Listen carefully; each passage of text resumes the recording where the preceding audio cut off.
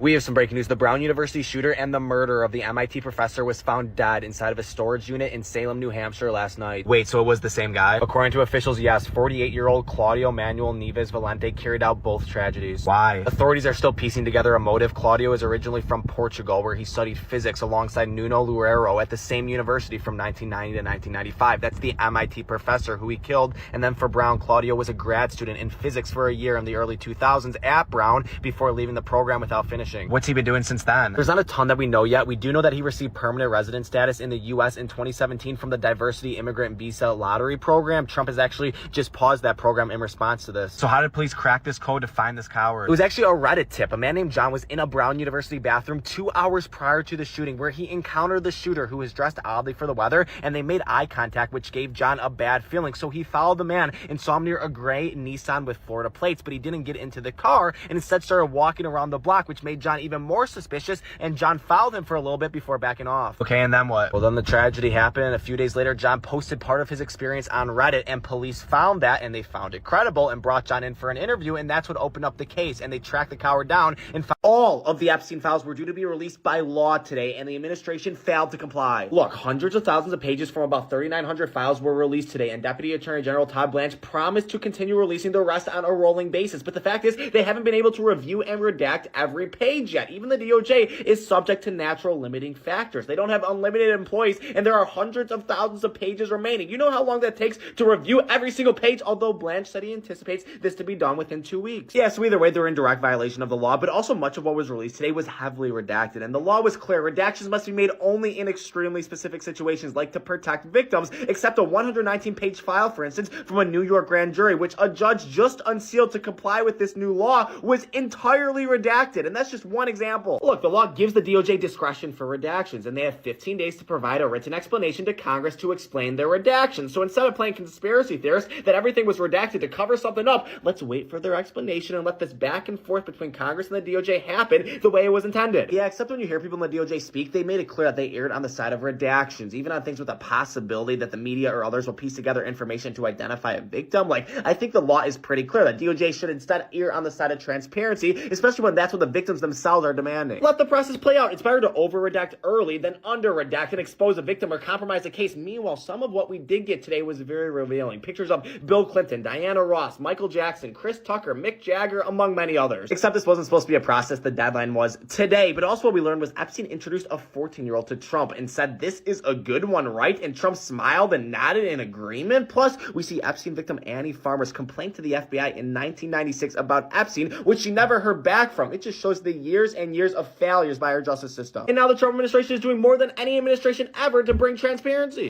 No, a discharge petition against the president and Republicans' will became law, and now his Justice Department is actively fighting to defy it. That's an absurd accusation before hearing their responses to their actions. Plus, it was Trump who signed this into law. We know he didn't want it. We know they've been hiding something, and it seems that's continuing. Biden could have released the files. Would you just quit it with that and follow the law? We are. Really.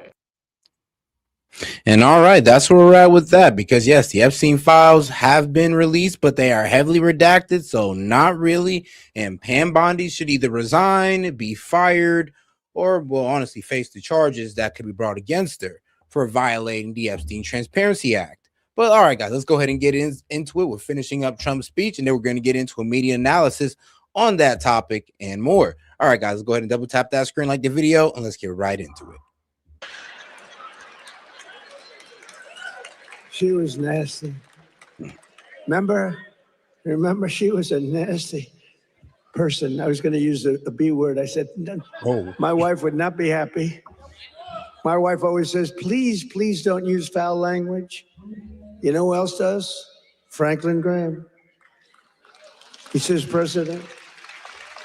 He says, I love your speaking ability, President. You're a great speaker, although nobody says it. You know, I get these big crowds, but did you ever see the press do a story that I'm a great speaker? They say, oh, he looked tired. Oh, he's this. Oh, he's that.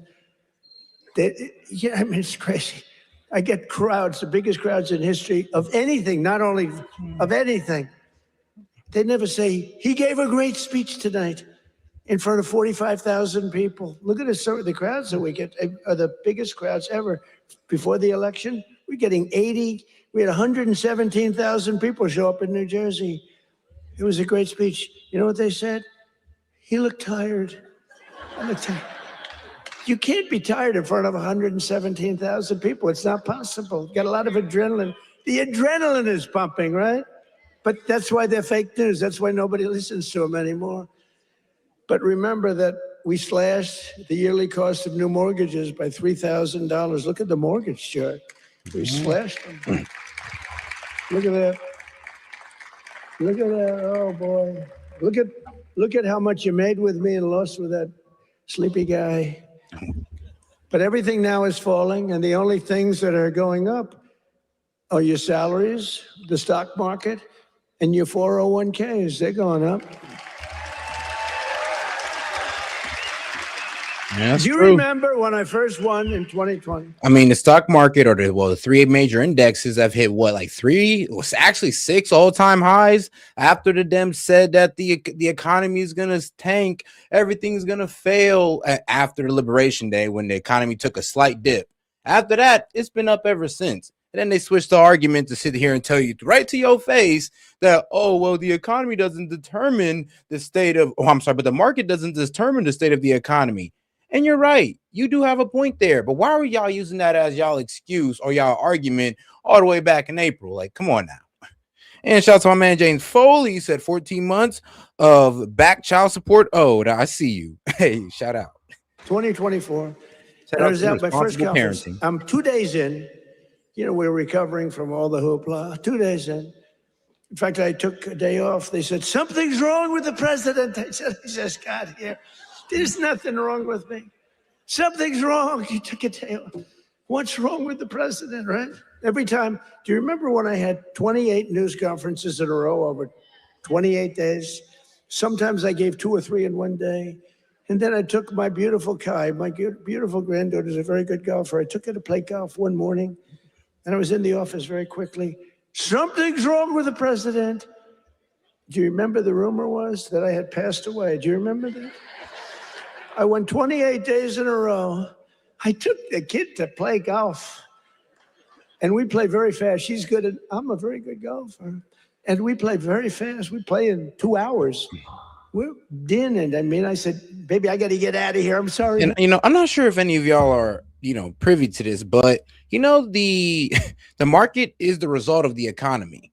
When money's in circulation and these guys are reporting good revenue, that's kind of what boosts their stock and their value and all that. So, the way the economy is like it kind of reflects how the stock market goes. If the economy is terrible, then the stock market sinks, and so does GDP. But GDP is up 3.4%. Well, my bad, 3 to 4%. And of course, the stock market has been seeing record highs. So when the Dems talk about, oh my God, we're heading into a recession, man, we do not see what you're talking about. Enjoy your day. Go hit balls or something. I got to get out of here. I got to go to work. And I got a call. A friend of mine. Oh, you're okay? And I said, yeah, what's wrong? I said, I'll be back in the Oval Office in 30 minutes. Oh, I said, what's wrong with this guy? Then I got another call. Oh, you're okay. They said that I had passed away. Do you remember that? First day in 28 days, these people are sick. That's why I've taken more physicals, because I think you have an obligation to, report. And I hate when they put out false reports. So they put out a report that Donald Trump. So I took a lot of physicals. And I did something no other president's ever done. I took cognitive tests, because I know that, and by the way, not easy. You get to those last questions, those last 10, 15 questions, nobody on that stand could answer probably any of them. And I got them, I aced them. And no other president's taken a cognitive. Could you imagine Sleepy Joe taking a cognitive test? I don't think he'd get the first question is like, what is this? And they show a lion, a giraffe, a fish. I'm weak. And a hippopotamus, right? And they say, which is the giraffe? So that's the only question. But what happens is it then gets harder. I don't think Joe would have gotten the first question right. Yep. He would say hippo. I want the hippo. But anyway, I've taken now 3 cognitive tests. I've aced every single one of them. And I mean, let's be real. The Dems is trying to poke fun at Trump's, cognitive health for a minute now, for a while. And when they can't poke fun at that, then they try to go for, his actual health or his well-being. And the funny thing about it is, he was going through a vitamin deficiency. And like, look at his hands. Is discolorized? He's dying. And I'm like, bro, first off, chill. I don't even know why y'all even like trying to push that. But and second, it was just a vitamin deficiency. That's it. That's all. Hey, he's old. It is what it is. He's a long way from, say that right now. But he probably got like 10 years left in him. And these are, this is that big stuff. This is Walter Reed. I've got a whole team of doctors all over the place. If you get them wrong, I said, what do you think? Should I do it? They said, well, here's the good news. The good news, if you do well, that's great. Actually, if you do well, they won't report it. If you do badly, it's going to be the biggest story in history. They said, it's possible that if you do badly, the word will leak out and you'll look very bad. I said, this was on my first test. After that, I knew that I can do very well. Smart person. So what happens? What happens is first test, I said, how hard is it? He said, well, after... Oh, God, do me a favor and double tap that screen, like the video, guys. Let's get more people on the conversation by double tapping that screen. Appreciate the support. And if any question, comments, jokes, or disagreements, I'll be happy to read it out loud and engage with it. Just $2 and up. Appreciate the support. All right, let's keep it going. The 10th or 12th question gets, very hard. And I said, well, what do you think? They said, look, if you're going to do well, but if you're not going to do well, it's probable that the word will get out. I said, well, let's do it anyway. And I did it. And it was actually good. For a year, they called me a very intelligent person, but then they forget. Then I did it again. I aced it again. They report it. And these are doctors that I don't even know. And they report it. And then I did it a third time a few months ago, and they reported. But it's very small reporting. But can you imagine if I did badly, right? Could you imagine that, front row Joe? Would I be in trouble? They'd say, there's something wrong. But I like to do it. But I had perfect health. And they reported his health is perfect. And they interpret that. And the fake news interprets when the doctor says he's got perfect health, they go, what does he mean by perfect? There's something wrong with the president. These people are sick. Now, there will be a time when perhaps I won't be 100% true with all of us, right? And when that time comes, I will let you know about it. In fact, you'll probably find out about it just by watching.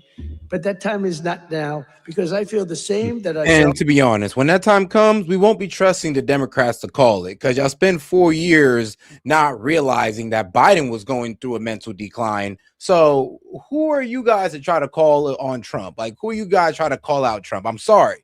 But if you can sit there and ignore, either you ignored it or you didn't realize it, either way, you don't really have no right to call out Trump. But when it happens, I believe that it should be us, the ones to call it out, not you guys, since you watched an old man crash out for 4 years straight and ain't say nothing. For 50 years. I really do. Poor Biden. Like, come on, man. Biden deserved better than that. He ain't deserved that. But we have I think we have an obligation to, at least report your health. But I will tell you, to me, because of what happened for 4 years, I really think having a cognitive test for presidents to take a cognitive test is very important. I think it's very important. I'm hearing that they say it's, not with Biden. They said it was not constitutional. That was the least of his problems.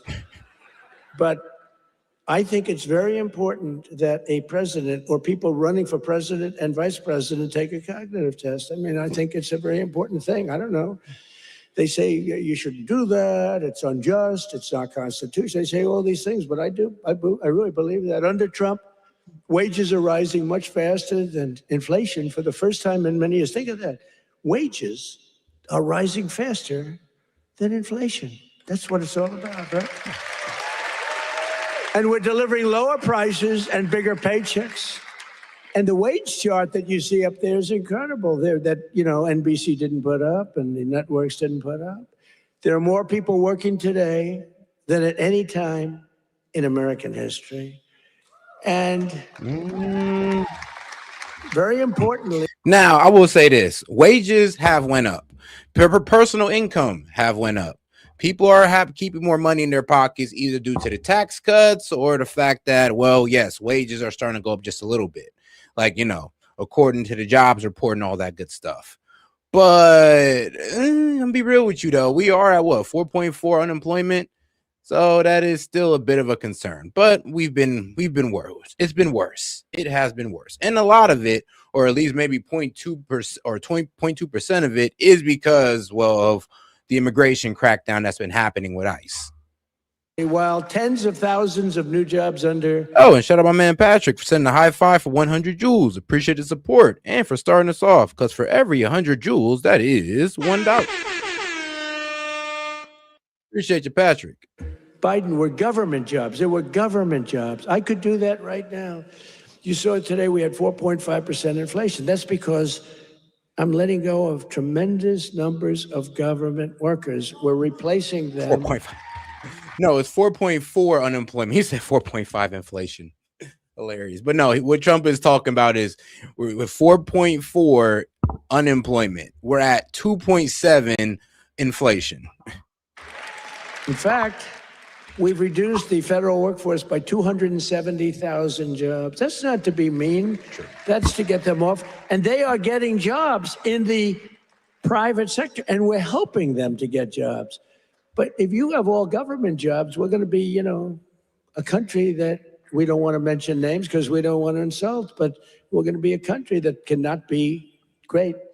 100% just came out. 100% of all jobs created since I took office have been in the private sector. The only way to make our country great. Think of that. Think of that. 100% of the jobs created are in the private sector. Now, if I want to make some good numbers, I'll add 300,000 jobs. I can do it with one phone call. Each agency, hire 25,000. Now, so far within the last 3 months, seeing that we did have a couple bad months in job growth, like I will be honest about that. I mean, trust me, I'm always going to keep it real with y'all. Trust me, even if it's against Trump. But the amount of jobs that we've added over these past 3 months, according to the job report, is about, and this is a net. This is adding the 100,000 that we added, the 100,000 that we lost, and about the 64,000. Well, not 64, but what was it, about 60,000 or 64,000 we got this month. Well, I'm sorry, but in November last month, we've added so far about 67,000 jobs to the economy so far. Yes, that's how much jobs have been added so far, about 67,000 within the past 3 months, or jobs gained, I mean. People today, they hire them immediately. They pour in, and the 4.5% would be down to 2.5% in a matter of moments. I could get it down to zero. Hire a couple of million workers. Please. Oh, the country's booming. We're down at zero. But that's the destruction of a country. That's what Biden used to do. They used to hire 10 people for one job. They'd have 10 people, would look at a job and would say one person can do the job, but let's give it a break. Let's do two instead of, and they'd have 9 people for one job. That's true. And that's really tantamount to a failed country. In 4 years. Yeah, what Elon Musk discovered when he was heading Doge at that time was that a lot of government jobs were able to be cut, not because Trump's the big bad wolf. No, it's because they literally had 4 people assigned to one task, one job, therefore creating a bunch of slackers in the government. Well, honestly, I'll be real with you, in the government workforce. So it was kind of, hindering on the American people, or costing the American people. And why? Because it's a government job. So who pays it? The government, aka our tax dollars. The last administration secured less than $1 trillion in new investments in our country. Think of that. 4 years, less than one. 4 years, the whole term, less than $1 trillion. In 10 months, I have secured a record-breaking $18 trillion more. They gave us doom and gloom, and I'm building the Trump economic boom. It's a boom. It's a boom. You know, these factories, auto plants, AI plants, we've never had anything like it. I ended the radical left's war on American energy, terminated the Green New scam, and signed an order to drill, baby, drill. We're drilling. You see where gasoline's coming back? Gasoline is now substantially lower than $2.50 a gallon. And many, many places now are under $2 a gallon for gasoline. Wish I was there. And within the next wish I was there. But right now, and well, in my area in Columbus, the gas prices, I would say about 280. Yeah, about what, 280. You could probably find it for 260 in some areas if you go out far enough. But the national average is about what, 279, which is about 20 cents lower to what it was a couple months ago at 306. 12 months, we will Either way, it's lower than what Biden had it at. Let's admit that. have opened 1,600 new electrical generating plants. That's a record all time. Because, you know, we need tremendous amounts of electricity for AI and for all these plants. Electricity prices will fall very dramatically when these plants are open. To protect North Carolina workers, we imposed 25% tariffs on foreign automobiles, 50% tariff. Now, here's the problem. Now, I mean, hopefully here's a plan with Trump's, whole building all these energy plants, because it's for the data centers, because the data centers have a bit of a problem. It's not, yes, it adds maybe like 1,000 jobs or a little bit more to the economy, but I mean, well, to the job market. But here's the problem. It drain on local power. So the people around the data centers end up being the one paying for the cost of the data center electricity wise. So that's why there do need to be more power plants built, so it's not draining on the locals' power, and these people aren't pretty much subsidizing these data centers. Because if you look around, I mean, honestly, you can look this up. A lot of locals and a lot of places in America do not want these data centers around because of what it's doing to their electricity bill. Because these data centers are using a high amount of electricity and the people are paying more for it. So this is why Trump is also said they need to start building their own like nuclear reactors, possibly little mini ones, or of course generating their own energy. Tariffs on foreign steel, and I approved 25, 30%, and 50% tariffs to save North Carolina's cherished furniture industry, which has been decimated by China. You know, I used to come here a lot for one reason. I'd build hotels and I'd build different buildings and I'd come here to your furniture area. I used to love it. Those people were so talented. I'd buy so much furniture. And we got about 600 y'all in here, man. Do me a favor and double tap that screen, like the video, guys. Let's get more people on the conversation. Appreciate the support. But all right, let's keep it going. that was before politics. I did great. I was very good at real estate, I would tell you. But I used to come to North Carolina to buy furniture for lobbies or furniture for hotels, and I was here a lot. I mean, you've been decimated, but it's coming back now because I put tariffs on, big tariffs, actually. But I remember I'd say to a guy, I like that chair. You don't realize what I did. I would look at a chair. The arm of a chair was very important to me. I said, I like that chair, but this arm has to be a different shape. And you got to chisel that. I'm a very aesthetic person, believe me. Except with women. I don't care what a woman looks like. I used to say beautiful. Now I don't care. Since politics, I never mention looks anymore. The most beautiful woman can walk right across. I don't even look at her anymore. Because in politics, that's the sign of death. We don't look. But I do look at the arm of a chair. And I'd say to your artists, they were artists. They were artisans, you know. I'd say, no, can you give a different curve? Can you do a little more carving at the end? They would, right in front of me, bing, bing, bing, bing, bing, bing. They were like geniuses. You lost the business. It went to China and other places, but mostly to China, because they never put tariffs on, just like they didn't put them on chips, just like they didn't put them on cars. You lost 58% of your car industry. By the way, it's all coming back. Yeah, I mean, let's be real. There was no protection of domestic industry, and this is both sides' fault. We just can't sit here and blame the Dems as well. I mean, we just can't sit here and blame the Dems for this.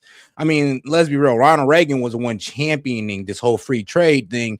And the problem with free trade is even the person who thought about it, my guy Ricardo, even the guy who thought about it, the economist who thought about this said that it only makes sense if you cannot produce it in your own country. And a lot of the stuff we outsource, we can do in our own country. I mean, of course, like pharmaceuticals, of course, cars, steel, mining, rare earth mineral refinery. We can do all that here. We just choose to let other people do it at our own expense and at the cost of our own national security.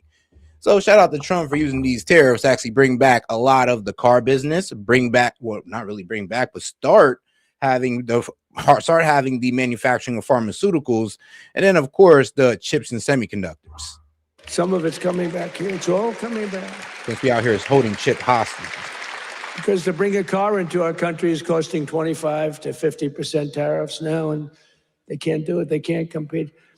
Tariff is, and I won't say it because it gets me in trouble, my favorite word. No, I want my fifth favorite word. Do you remember when I said the word tariff is my favorite word in the dictionary? Remember that?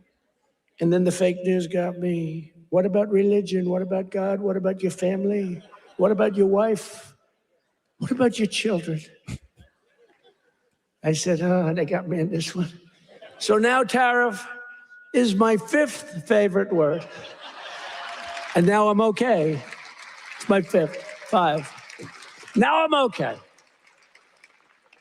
But starting in the new year, the people of North Carolina will also see the dramatic results of the largest tax cuts in American history, including no tax on tips, no tax on overtime, and no tax on Social Security for our great seniors. No tax for our seniors. Tell me what? Let's do a poll. Because you know these pollsters charge you $1 million to ask a question, then they just write down an answer. They don't do polls. It's a total con job. Some of these polls. One thing I don't like about Fox is their pollster. Total fake. Their pollster's the worst. They've been saying they're going to get rid of them for 10 years. The fake pollster. Then you have the election, you win by numbers that are like through the roof. But Fox has been treating me good. They have great people there. Whoops. Sean Hannity is great. Jesse is great. Laura is great. Greg is great. They're all great. We have great people. The morning is excellent. Who, what? Which corruption, where?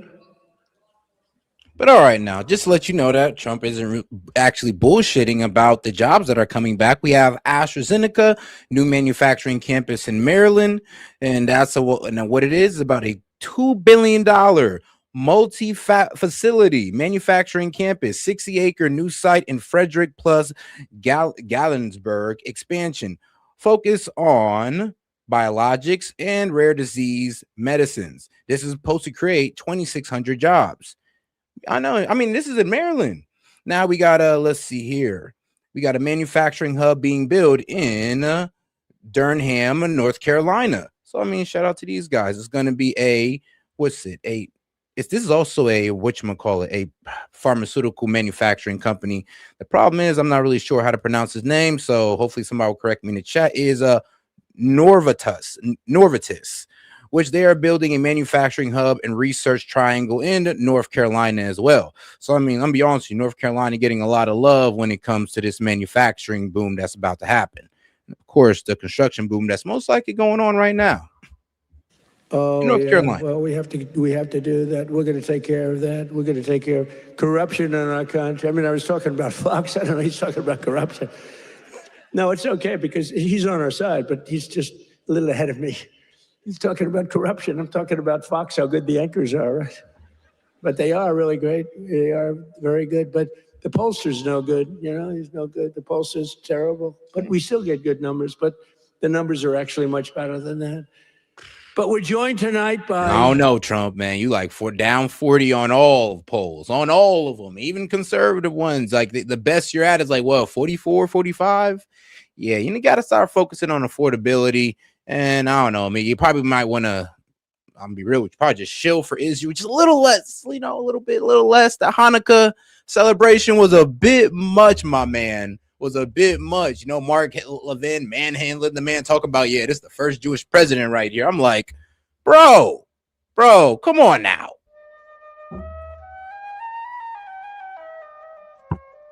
Of course. But can't call that out, guys. It's anti-Semitic. Heather Whitley, a bartender and server in Nashville, North Carolina, who will save over $5,000 from no tips. Think of that. From no tax and tips. Heather, where are you, Heather? Are you here, Heather? Where are you? Where are you? You want to come up? You want to come up? Come on up. She's going to save over $5,000, no tax on tips, toward a down payment on her first home. So, Heather, congratulations. Look how amazing she is, right? Come on up. I don't know how you're going to get up that stair. Are you okay? Look at her. She has no problem. Somebody else would not be able to make it. Thank you, Dad. Nice to see you. Want to say something? Go ahead. And his wife are raising a son with autism, a beautiful son, beautiful, beautiful person, and are passionate supporters of MAHA, and they love Robert F. Kennedy Jr., so do I. And with no, thank you, Austin. And with no tax on overtime, Austin will have thousands of dollars, many thousands of dollars more to help care for his wonderful son. Last but not least, we have Carolyn and Charles Thurston, who run a successful small business providing care to senior citizens. That's great. Not only did we make their small business tax deduction permanent, helping them to expand, but under no tax on overtime, their employees will have much higher take-home pay, and that makes their job a lot easier. So, Carolyn and Charles, please stand wherever you may be. Oh, that's great. Thank you. So it's going good? Going good? Good-looking couple. Thank you very much. Another key part of our tax cuts is known as Trump accounts. You hear about that? You put money in, and they are knocking them dead. It's great. It's Michael Dell Computer. He put up $6.25 billion. How do you like that? He started with no money, and now he puts $6 billion plus into the first accounts. I mean, think of that, $6 billion. It's, to be exact, $6.25 billion. Even the second part is a lot. And we've had a lot of great Wall Street titans and a lot of great real estate titans. They're all putting money in Trump accounts. It's for kids. They get a certain age and they're going to have money. It's going to. I mean, yeah, I like the long-term plan here. As long as nothing happens to the economy or, nothing happens to the American dollar, all is well. But the problem is, I mean, honestly, it's a really good plan. Let's be real. Giving these kids, when they're born, $1,000 into the stock market. I believe their parents can add to it, and they can't take it out until they're 18. And by then, it should be a large lump sum of money they can use for a business, college, etc. I mean, shoot, it's way better than just only being able to get a student loan. Way better than that. Double and triple, hopefully, it'll do well.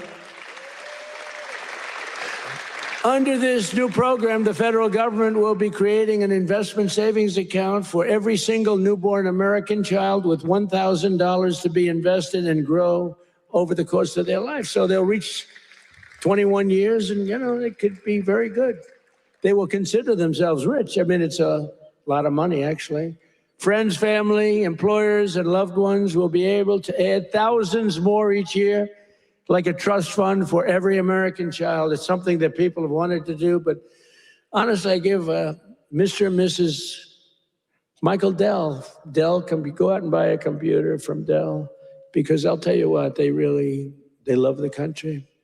Great people. Every single Democrat in Congress voted against these. And tell them to take their factory out of China. I'm just saying, if Dell loves it so much, tell them to take that factory out of China.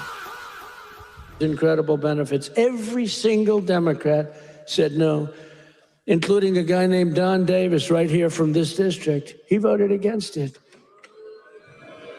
That's why you got to vote against him. Uh-oh. Don Davis voted against no tax on overtime. He voted against no tax on tips. And he voted for the largest tax increase in American history. He wanted the largest tax, and he's your congressman. So I don't know if you know him. And honestly, I'm good at politics. I never even heard of this guy, so he hasn't made a big impact. But he voted yes on every single Biden disaster, including massive inflation, open borders, sanctuary cities, and the Green New Scam. Don Davis betrayed North Carolina. Don Davis did nothing about the flood. He did nothing about the hurricane. I did it all with your congressman and with a couple of Republicans from your state that put their lives on the line to make sure this got done. And we had to wait till January 20th. They wouldn't do a damn thing. The waters didn't recede. They were living in areas that didn't have water, and now they were surrounded by water. And by the way, Elon Musk, with his incredible, you would call it contraption of communication, incredible. I said, Elon, we need 500 of those. You couldn't get them because it's been very successful. He said, you'll have them tomorrow. Got to give him credit for that, you know. I have my little disagreements with him. I don't believe in the mandate where everybody has to have an electric vehicle within an hour. You know, I don't, but you got to give him credit. He really saved a lot of lives. Here tonight are some of the warriors who, unlike Don Davis, who's a disaster, vote against him, stood up for North Carolina, including Congressman Tim Moore and Brad Knott. Where are you guys? Hey, fellas, come up real fast. Come on up. Come on up. I'll tell you, these guys were, look at them, two handsome gentlemen, extremely different types. All right, so I found the charts that Trump was showing at this rally right here. So here it is. All right, so let me go ahead and main screen it. All right, so this is what Trump was pretty much talking about, right? Monthly estimates of net change in real median household income. And yeah, from January 25th all the way out to, January 2025, all the way out to what we're at now. Well, yeah, to June of 2025, real wages are all the way up to $1,174.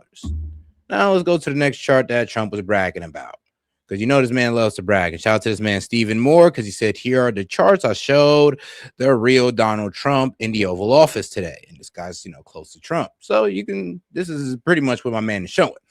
All right, Bureau of Labor Statistics overestimates Biden's jobs by nearly 1.5 million, saying that over 1.5 million jobs that Biden added, I guess weren't really added.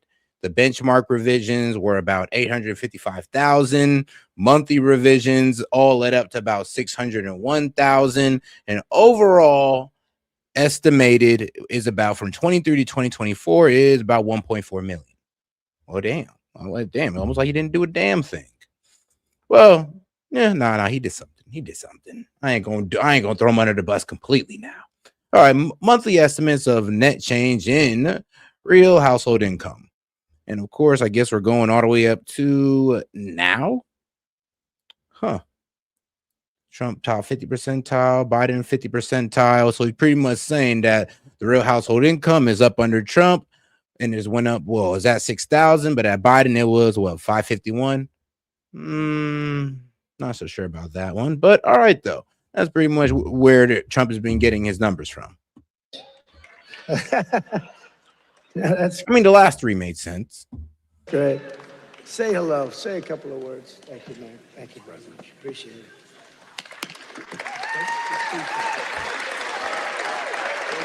Well, everybody, Chavez DeRemer. Where's Larry? Larry, thank you. What a job. What a job you've done. Our friend did me a big favor when he recommended you. I was recommended by a great. Oh, and shout out to my man Anonymous, a member for 7 months. Appreciate the support, my man. He says, did we actually learn anything from the heavily redacted files? Thanks for what you do, S.E.T. Much appreciated. Double tap the screen, guys. Yes, make sure to double tap that screen and like the video. And you know what, bro? We didn't learn a goddamn thing. I'll be real with you, dog. We didn't learn a damn thing. I kind of knew they were going to do it, but I was hoping that they weren't going to do it, because I was like, all right, How stupid do they got to be to think we're going to buy this? How stupid do you got to be? It's called the Epstein Transparency Act. The word transparency, aka, I would hope they'd understand this as well, the unredacted version. Not you give me a whole page full of a black box. Like, that's what pissed me off. And there was a whole lot of pages just like that. Of course, they released the pictures, and those was, I guess, scandalous at best, but it didn't really tell us anything new. So yeah, I'm a bit upset, and I'm a bit concerned about what's going on with the DOJ, because Pam Bondi could actually go to jail for this. Great guy, great friend of mine, and a big fan of Lori. And he said, I have somebody that would be great. And that was an understatement. You've been unbelievable. Thank you very much, Lori. Appreciate it. And another one has been incredible, got a lot of energy. Director of Federal Housing Finance Agency. He's done a phenomenal job.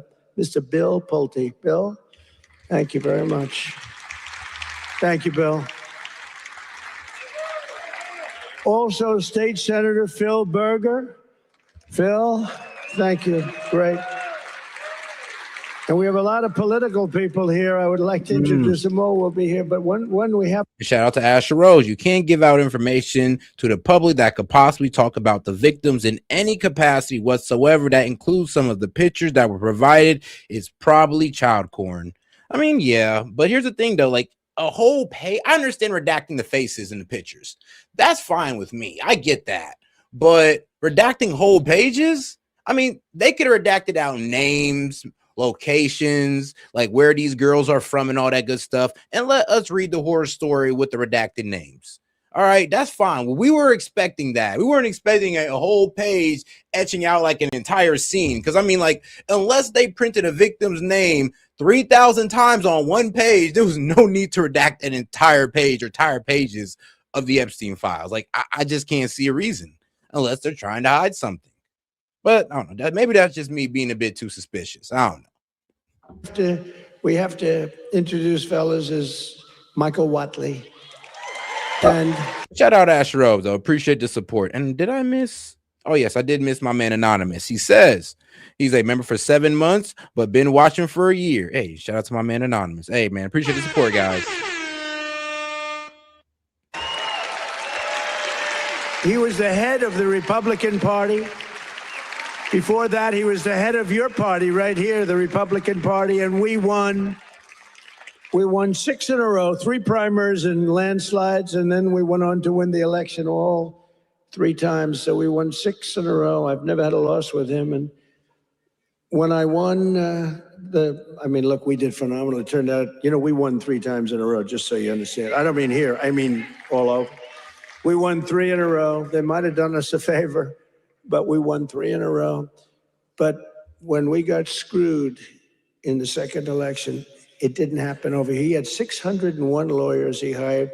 They had lawyers at every single ballot box, and other people were cheating in other states that we won by a lot, and they were cheating. You could see it go, here we are, wah, wah. And you remember they have ballots all of a sudden. We just found 75,000 ballots, a total rigged deal. And by the way, you have not heard the last of that, I can tell you. But in this state, that didn't happen because you had a guy named Michael Watley, and he had every box secured. He had, I think, 2 or 3 lawyers at every station, but he had over 600 lawyers, I think 600. And I said, how many lawyers did you have? 601. I said, that's like genius. He was ahead of it. And you'd watch, people went to bed that night. Everyone said the election's over, Trump won. And then all of a sudden they woke up in the morning, and 3 o'clock in the morning, they found hundreds of thousands of votes in some of these states. It was a rigged election, but not here because of him. And I said, I don't know if I'm doing this again, but if I'm doing this again, I want Michael Watley. I said, the guy from North Carolina, I want him to head the Republican National Committee, the RNC. And he did it beautifully. Come on up, Michael, come up. He did it so well, and where's Laura? That's funny, man. But all right, guys, let's go ahead and move past this. We're going to go ahead and get into the media analysis on the subject of, Trump's main, cabinet or the people around him.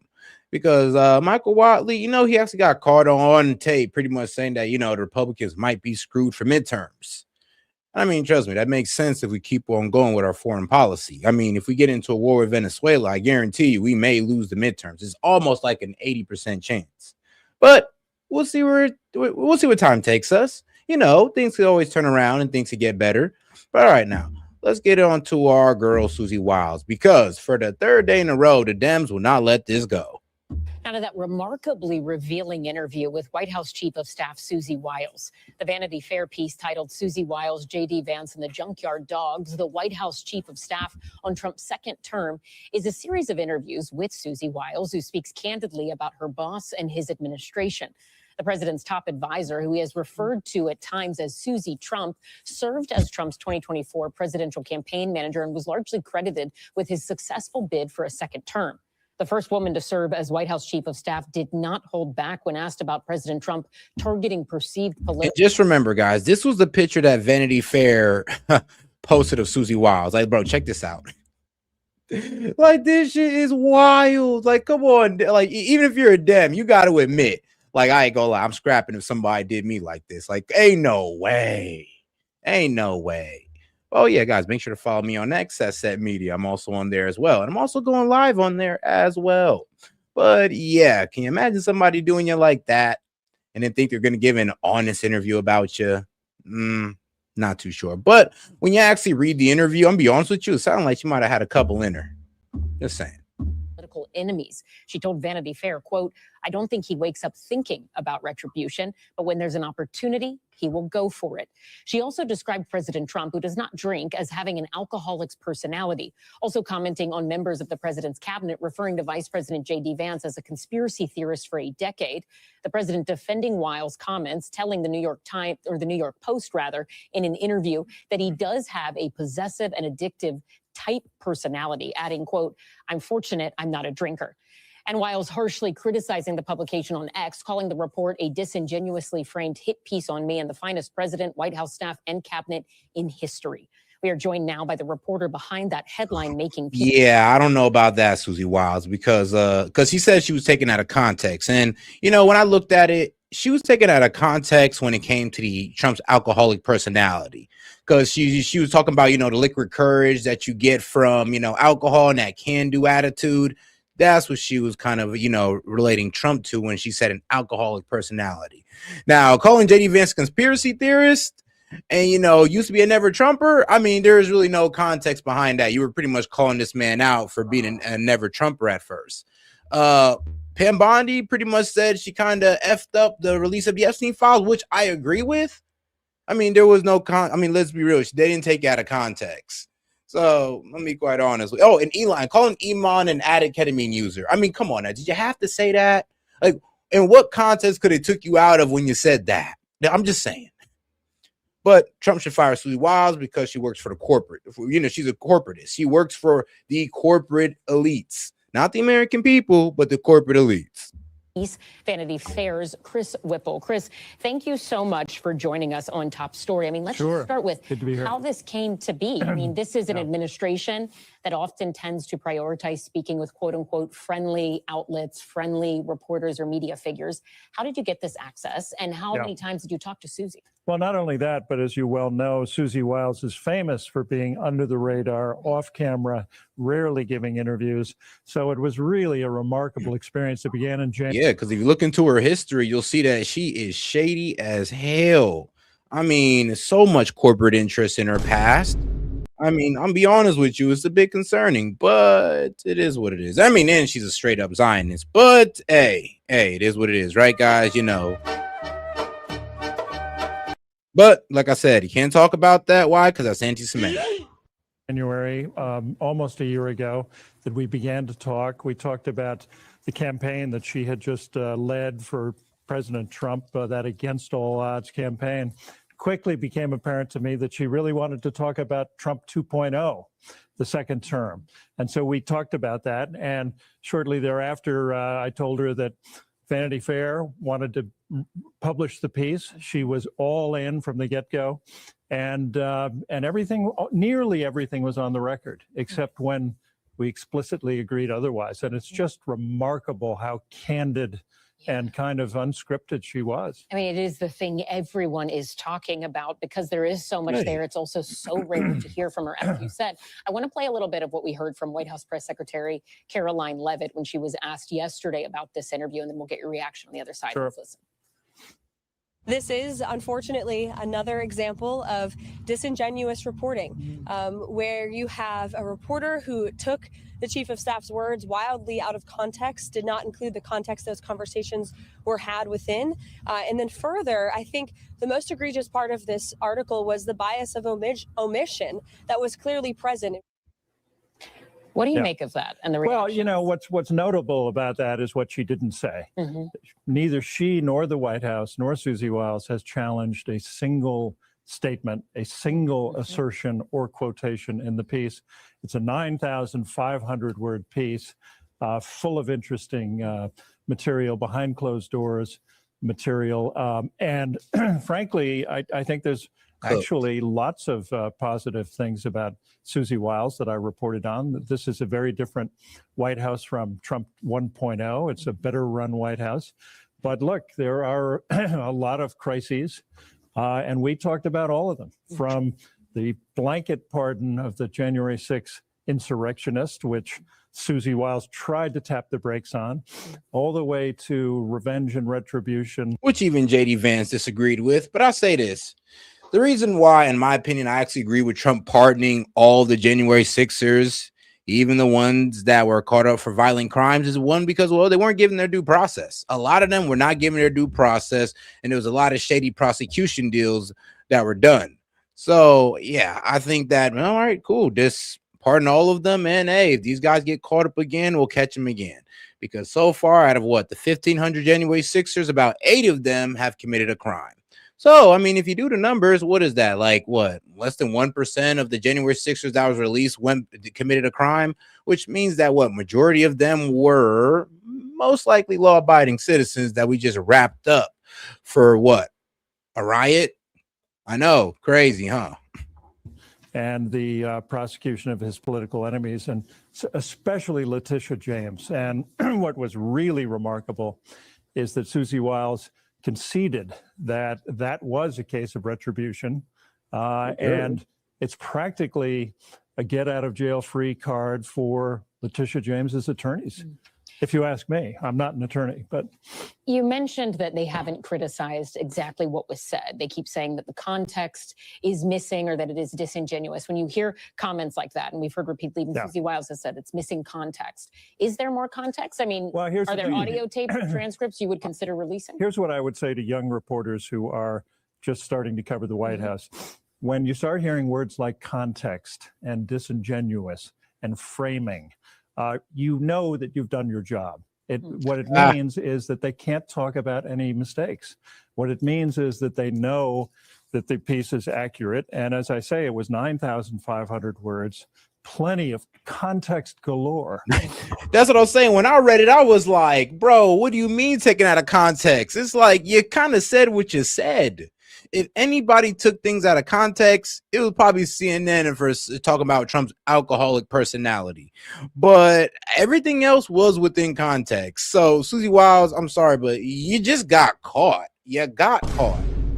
You were talking crazy about the administration, and I'm not sure why you didn't think he was talking to somebody at Vanity Fair. I'm not sure if they probably didn't let her know, but who knows? She might have been a little tipsy and she just, let it loose. Yeah, just start talking, wild about everybody, throwing shots at everybody. J.D. Vance, he's a never Trumper conspiracy theorist. Well, Elon Musk is a ketamine user. And, Pam Bondi's incompetent as AG.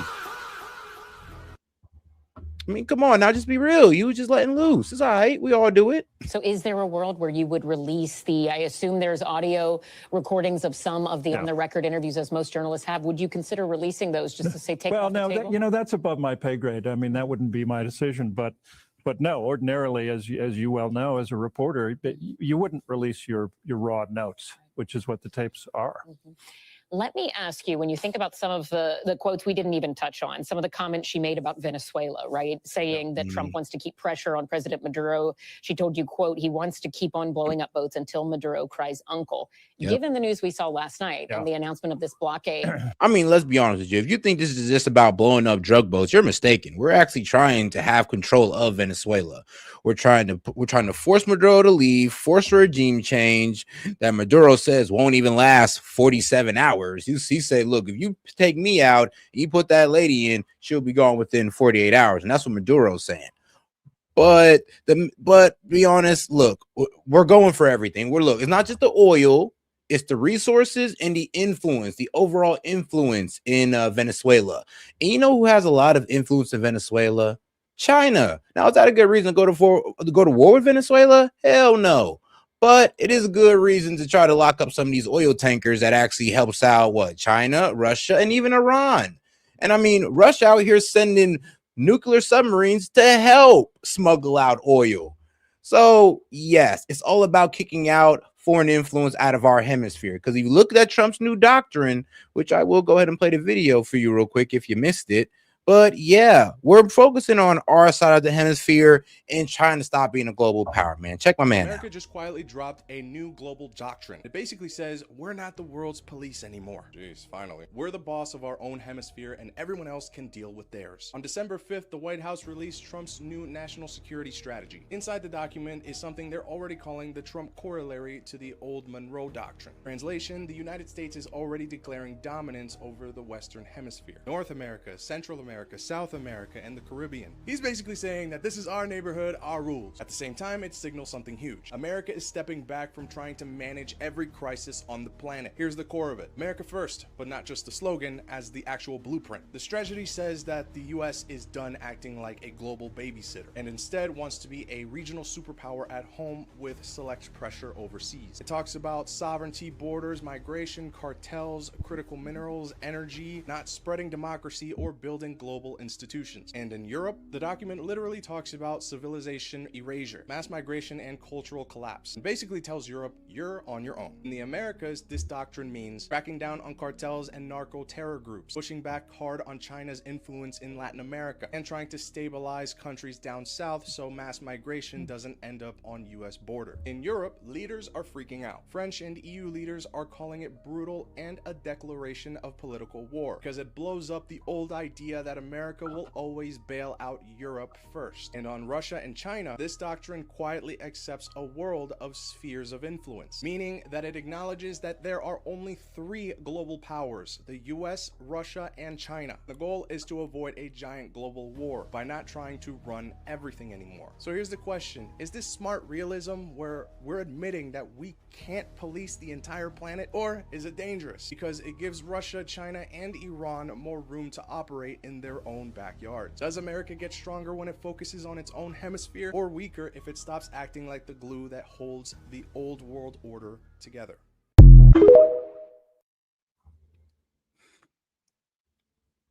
And shout out to my man Link for calling it, because no, it is not a coincidence that it helps not Iran, but Russia. You want to know why it's not a coincidence? Because if you look at the Ukrainian peace deal, we're trying to let Russia into the global economy. We're trying to do business, $1 trillion business with Russia again. So this kind of leans into what we're trying to do. So we're pretty much telling Russia and China that, look, we'll back off you guys and you back off our side, and it's all good. Now, where would this lead the world?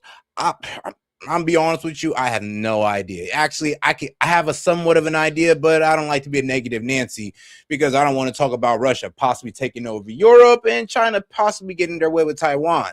Who want to talk about that right now? Let's talk about the fact that we need to actually have hemispherical dominance in our area, because who can stop us in our area? Nobody. Like I said, do I support war with Venezuela? Of course not. But like the man said, I guess it's about America first and America dominance. Now, am I for it? No. Could it work out for us? Of course it can. But could it also cost us hundreds of thousands of U.S. lives? Yes, it can. So, I don't know. I'll leave you guys up to have your own opinion on that. Is there context in that, or just information that you are now looking the totality of what you've reported and saying, oh, this is extra relevant. What should we make of those comments in conjunction with the activity we're seeing in Venezuela? Well, really remarkable comments and remarkably candid on her part to concede that while the official policy so far has been we're blowing up these boats to stop drugs from reaching U.S. shores, that in fact it seems to be regime change. What does that mean?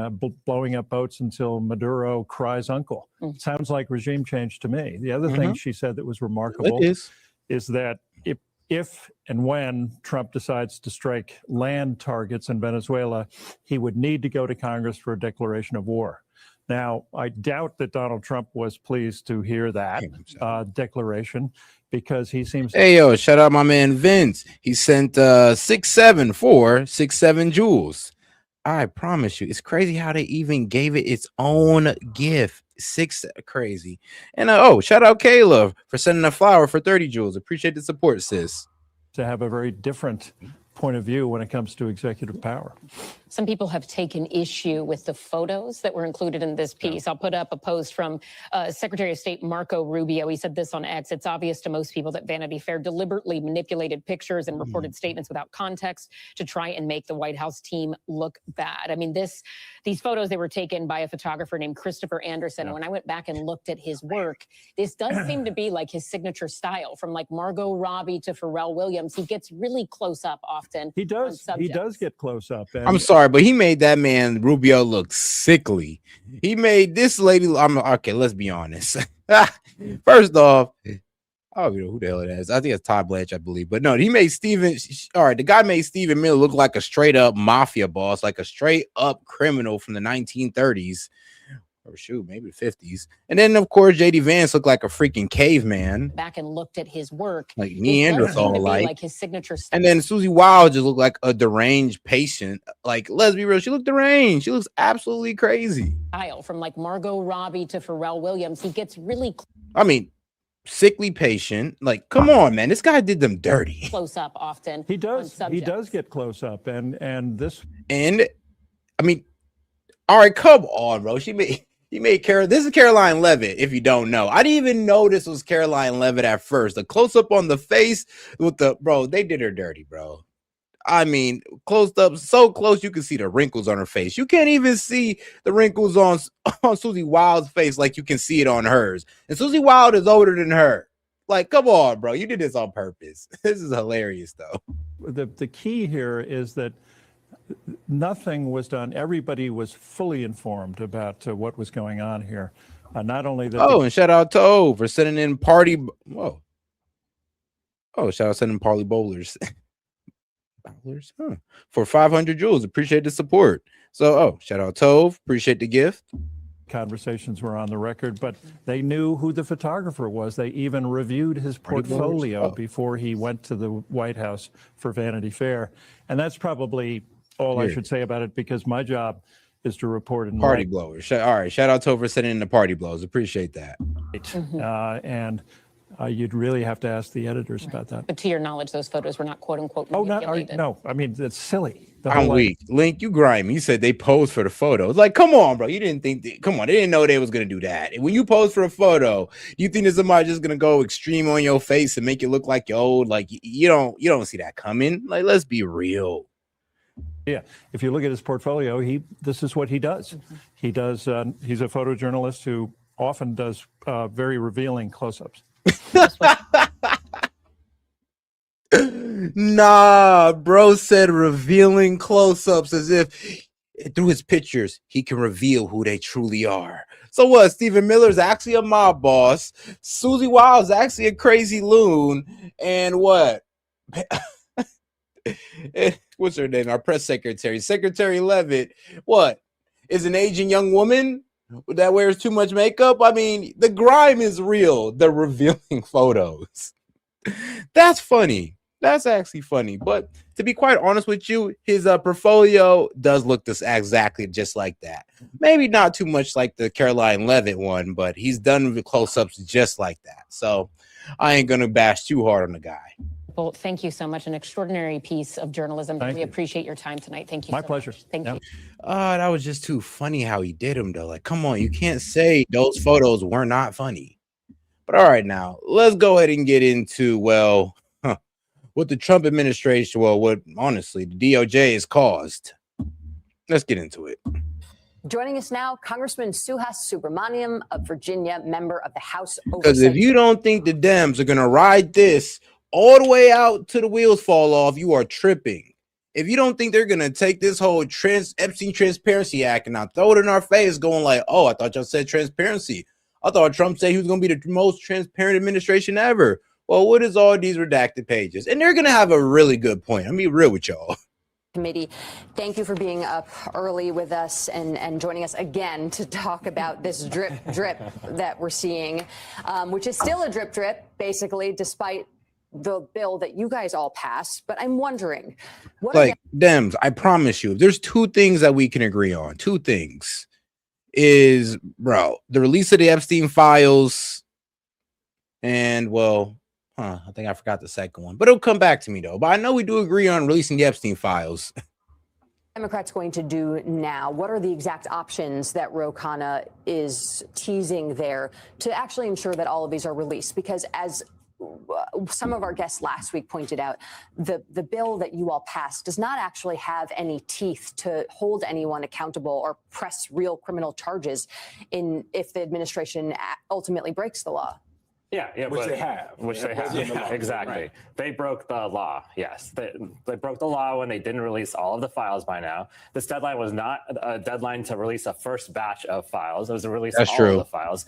No, that is true too. Like they weren't just supposed to release a batch, because then Todd Blanche came and said, "Oh, don't worry, we'll just slow roll it out during the weeks." And I'm just like, bro, first off, the first dump was pretty disappointing, and you were supposed to give everything.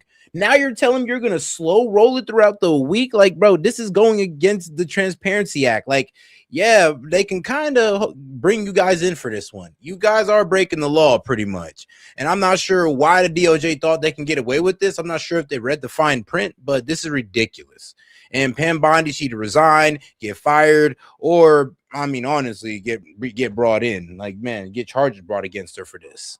Months to do her and Todd Blanche. This. So it's not an excuse. They're trying to use the excuse of needing to redact many files, but we subpoenaed them for the same files 4 months ago, and they've been saying they've had them ready to go since March. So it's not an excuse to not be ready by now. And then they redacted heavily, far more than they needed to. One report shows that they redacted names for political reasons. That is completely against the law as well. And then they're supposed to explain their redactions and explain some context for the redactions too. There's no explanation of that either. This is only a fraction of the documents.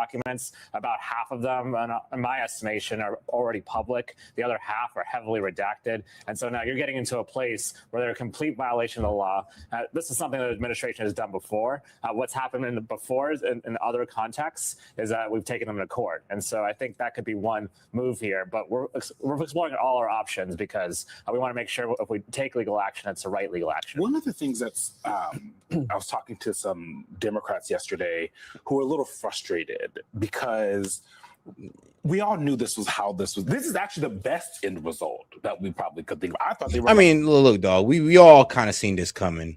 But like I said, even I kind of seen like, all right, it kind of sounds like they're trying to, because let's be real, they gave them 30 days. And to be quite honest, they could release it that day. They could release it as soon as Trump signed it. Everything may be unredacted. Honestly, they could have been given a week. I don't know, run it through AI, tell AI to scrub out all victims' names, and there you go. And then that'd have been cool. But it kind of sounds like they took those 30 days to run a cover up and to redact anything that kind of would make what? The Republicans look bad, the Dems look bad, because like what's going on here? Because these redacted pages is absolutely ridiculous. And if you're telling me you're going to keep releasing them throughout the week and we're getting more of this bullshit, then I mean, be quite honest, you can keep them. Missing out nothing, you know. So there was stuff that was sent out. It was not everything. So we all knew that in some way, shape, or form they were going to flout the law, right? Because the law, like you said, doesn't actually have like any like legal teeth. So you guys, I keep hearing that everything's on the table, that all the options are explored. But my thing is, at 12:01 a.m.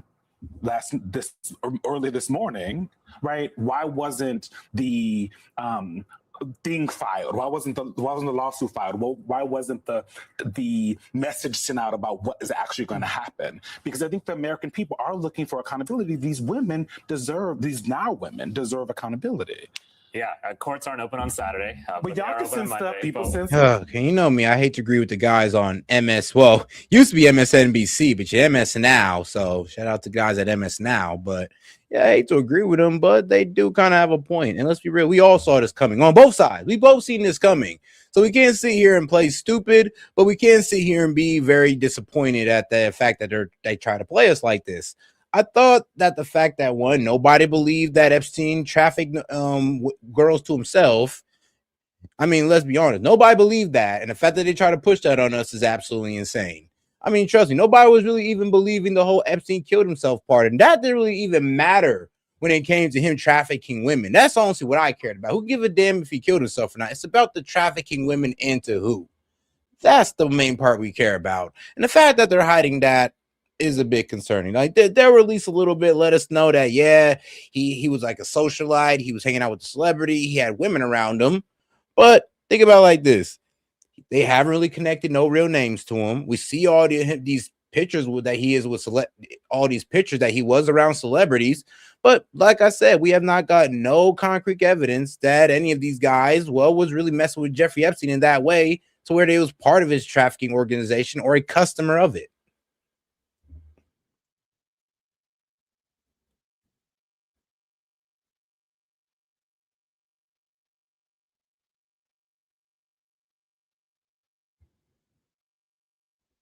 But all right, guys, let's go ahead and get into the next video over here on Fox.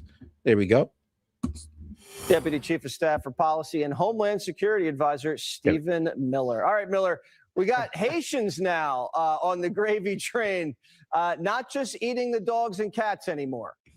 Well, first of all, regarding the situation in Minnesota, and by the way, not just Minnesota, we have Somali refugees that were dumped here by Democrats in Ohio and Massachusetts. Let me just say, we should not be. Yeah, I think we got like the second, maybe the second or third. No, I think we have the third largest Somalian population, and they're mainly here in Columbus, to be quite honest with you. Shocked when you import a population whose primary occupation is pirate, that they are going to come here and steal everything we have. Somalia has this giant coastline, and the only industry they have created after hundreds of years is piracy. Come on, stealing what anyone going through who has actually built something has made. So yes, I mean, Stephen Miller, are we going to ignore the history of Somalia and how we interfered in their government and chose our favorite terrorist group to try to run said government, and now they're in like a three-way battle for leadership of the government of Somalia? Like, do we want to sit there and forget like it isn't our fault that they're like that? Because it is. I'll be quite honest with you. One of the main reasons they turned to piracy is because till this day we are active in Somalia. I mean, we're bombing Somalia right now. Yes, we've bombed Somalia recently.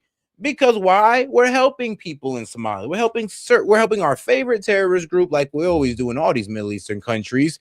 And then we're gonna sit there and blame the Muslim country for being a shithole due to our interference. It's like, look. I get it. I get that we hate hearing that argument, but let's not sit here and pretend though that it's not a valid argument when they hit us with, well, who's been running all this interference for years in our country, and now you're blaming and it is kind of unfair to blame these countries for being a shithole country when we've literally destabilized their country with our interference. I'm just saying it's a good argument. Now, what the Somalians are doing in how Somalians have migrated to places like Minneapolis, Columbus, and all that good stuff, it is a bit suspicious. But if they're here legally, we can't really do anything about it. But if they are here illegally or through immigration fraud, then we do need to crack down on that, especially what's going on in Minneapolis. Because if they're doing fraud over on the taxpayers, who knows what else they're doing as well. So you might want to start looking into immigration. The pirates have stolen all of our money, and they have to go home, Jesse. That's the situation we're in right now. Okay, well, Tampon says you guys are after him, and it's mean and it's unfair, Miller. So he's presided over, this corrupt, incompetent loser has presided over the largest theft of American taxpayer dollars in history. It's never been equal before.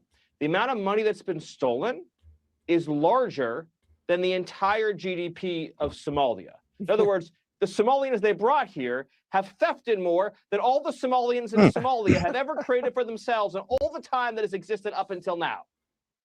So there needs to be a lot of people going to jail. And I can promise you the Department of Justice is launching an investigation that is commensurate in force and in purpose. I mean, yeah, we've been involved in Somalia since what, the late 1970s to all the way 1991. The U.S. backs Bari, which was their leader from what, 1969. I mean, all the way out to what, I believe the 1990s. So yes, U.S. backs Bari from the late 70s until his fall in 1991. Yeah, the 90s, like I always said. And the U.S. sent hundreds of millions of dollars in arms and aid to Bari's regime in exchange for access and influence in the Horn of Africa, which is they call Somalia, and the use of facilities like the port of Berbera. So yeah, when some people in the chat were trying to say, "Where's your sources? Where's your sources?" Oh, this is foreign policy in focus. So yes, it's called a FPIF.org, Foreign Policy in Focus, and it will tell you all about the U.S. And the Somalian interaction and how we've been involved in their government, and of course, funding paramilitary groups, rebel forces, or so-called terrorist groups. It's all right there. With the scope, scale, size, and magnitude of this controversy. Okay, so they just doubled their GDP thanks to tampon. Way to go. So the commie boot camp. Sometimes we laugh at this. We see them doing sit-ups. Is that a concern to you, Mr. Miller? Well, what's a concern to me is that we don't have a Democrat Party anymore. They still have the D in front of the name. They call themselves Democrats. We have a Communist Party, but it's actually the worst kind of communism imaginable, which is DEI communism. So it's not just we're going to redistribute your wealth, it's we're going to import massive numbers of illiterate refugees and give all your wealth to them. And we're going to give their kids the first spot in every college. And we're going to make sure their kids are the next wave of doctors who are going to butcher you when you're having a medical emergency. Okay. So we've combined the two worst ideologies imaginable. Communism and DEI is literally a recipe for national death. That is what Democrats are bringing us, Jesse. That's right. All right. Thank you, Mr. Miller. Have a great week. All right, now let's get on to something a bit wild, because Lord knows I ain't see this coming. I know y'all ain't see it coming either, but yeah, new bill would allow private citizens to fight cartels. We are under attack. I mean, let's get right into it. Welcome back to Fox and Friends. Could privateers help take down cartels in the Caribbean Sea? Republican lawmakers Tim Burchett and Mike Lee hope so. They're introducing bills to both the House and the Senate, respectively. The president would issue a letter of marque, which lets private citizens act against U.S. enemies and seize property, something that has not been done for over 200 years. And it's already gained support from Elon Musk, who says, quote, it would work super well. The man behind the mission, Tennessee Congressman. What would you like to seize cartel assets as a privateer, Mike Lee? Would you like to seize This is a wild way to convince somebody to put themselves in danger. Sue, would you like to take, the golden pistols and the millions of dollars that, these cartel members have stacked up in their bed? Well, go out there and fight the cartel today at the risk of you getting executed and then finding your family and executing them as well. At that risk. But, it is what it is. All right, but let's get into what Mike Lee was saying. He said, would you like to seize cartel assets as a privateer? My bill would allow the president to issue you a letter of marque. Okay, of marque. Time to take these pirates down. Really? So, guys, ask yourself, would you like to seize cartel assets as a privateer? Tim Burchett joins us now. Congressman, so great to have you on. So why do you think this is necessary to have a bill to allow private citizens to do That's this? funny. Well, first of all, we're basically under attack, and there's constant. Now, remember, you can go ahead and, as a private citizen, go out there. I don't know, kick in some cartel doors in Mexico. You find a golden, you find a golden pistol. You find some cocaine, some money. You can keep it. I mean, I ain't gonna lie, you about to have a lot of military guys start suiting and booting for the fam at this point, bro. They about to come back with like a bag full of money, probably a little bit of cocaine, and some golden pistols. Like, shout out. I'm all for it. I ain't doing it, but somebody will. Constitutional consequences. This was done by, I believe, President Jefferson first. The Barbary Pirates. It's in the Constitution. It's provided for. It just has to get congressional approval. And I think it's a legitimate way to go after these cartels. They're not they're armed combatants, so they're not necessarily military. So there's a constitutional question, and Congress is like a nah. I see what they're doing. He said, it's not military, so you don't have to get Congress involved, because pesky Congress just loves getting in the way of Trump's land strikes, which I'm actually pretty happy about. Because yes, if Trump did want land strikes on the cartel in any country, he would have to call on Congress for that. Now, calling for privateers to fight the cartel is a way around Congress because it's not the U.S. military. So this is a bit concerning, but I see where he's going. Like a sieve made out of chicken wire, ma'am. And there's no secrets in this bunch, and there's no loyalty to this great nation, especially our military. And as soon as, I remember back when President Trump took out some Soleimani, I believe it was, who's an evil, evil man. And the Democrats in Congress, really? Pelosi and the rest of them, they were mad that they didn't get his approval, as if he had to take out this dirt bag. And I think it just gives President Trump just another tool in his toolbox to go after him. And Mike Lee is a superstar, man. There's like, outside of Andy Biggs, I think he's probably my favorite Mormon in Congress. All right. Well, do you think that private citizens will actually do it? Yeah, absolutely, ma'am. And they would be, look, they're not going to run an ad in Soldier of Fortune magazine or down here at how are people going to sign up for this? I'm curious. I'm asking for a friend. He's Backdoor Tavern in Knoxville. They'll have privateers that will be former operators. You'll have SEALs, special operations people. It'll be top notch.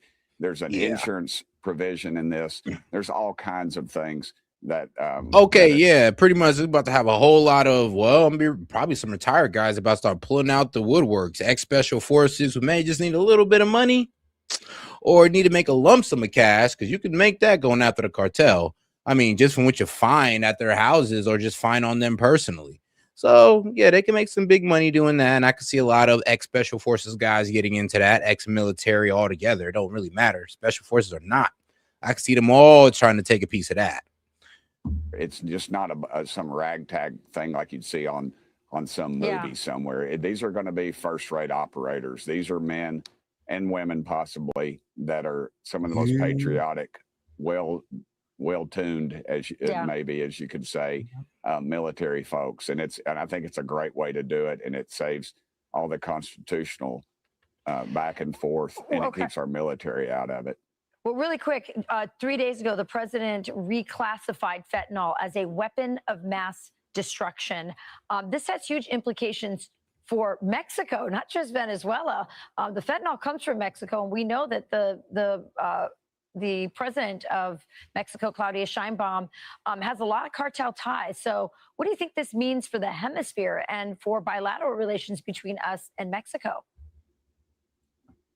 I think they better watch out. Yeah, I think there's a new sheriff in town. His name is Donald J. Trump.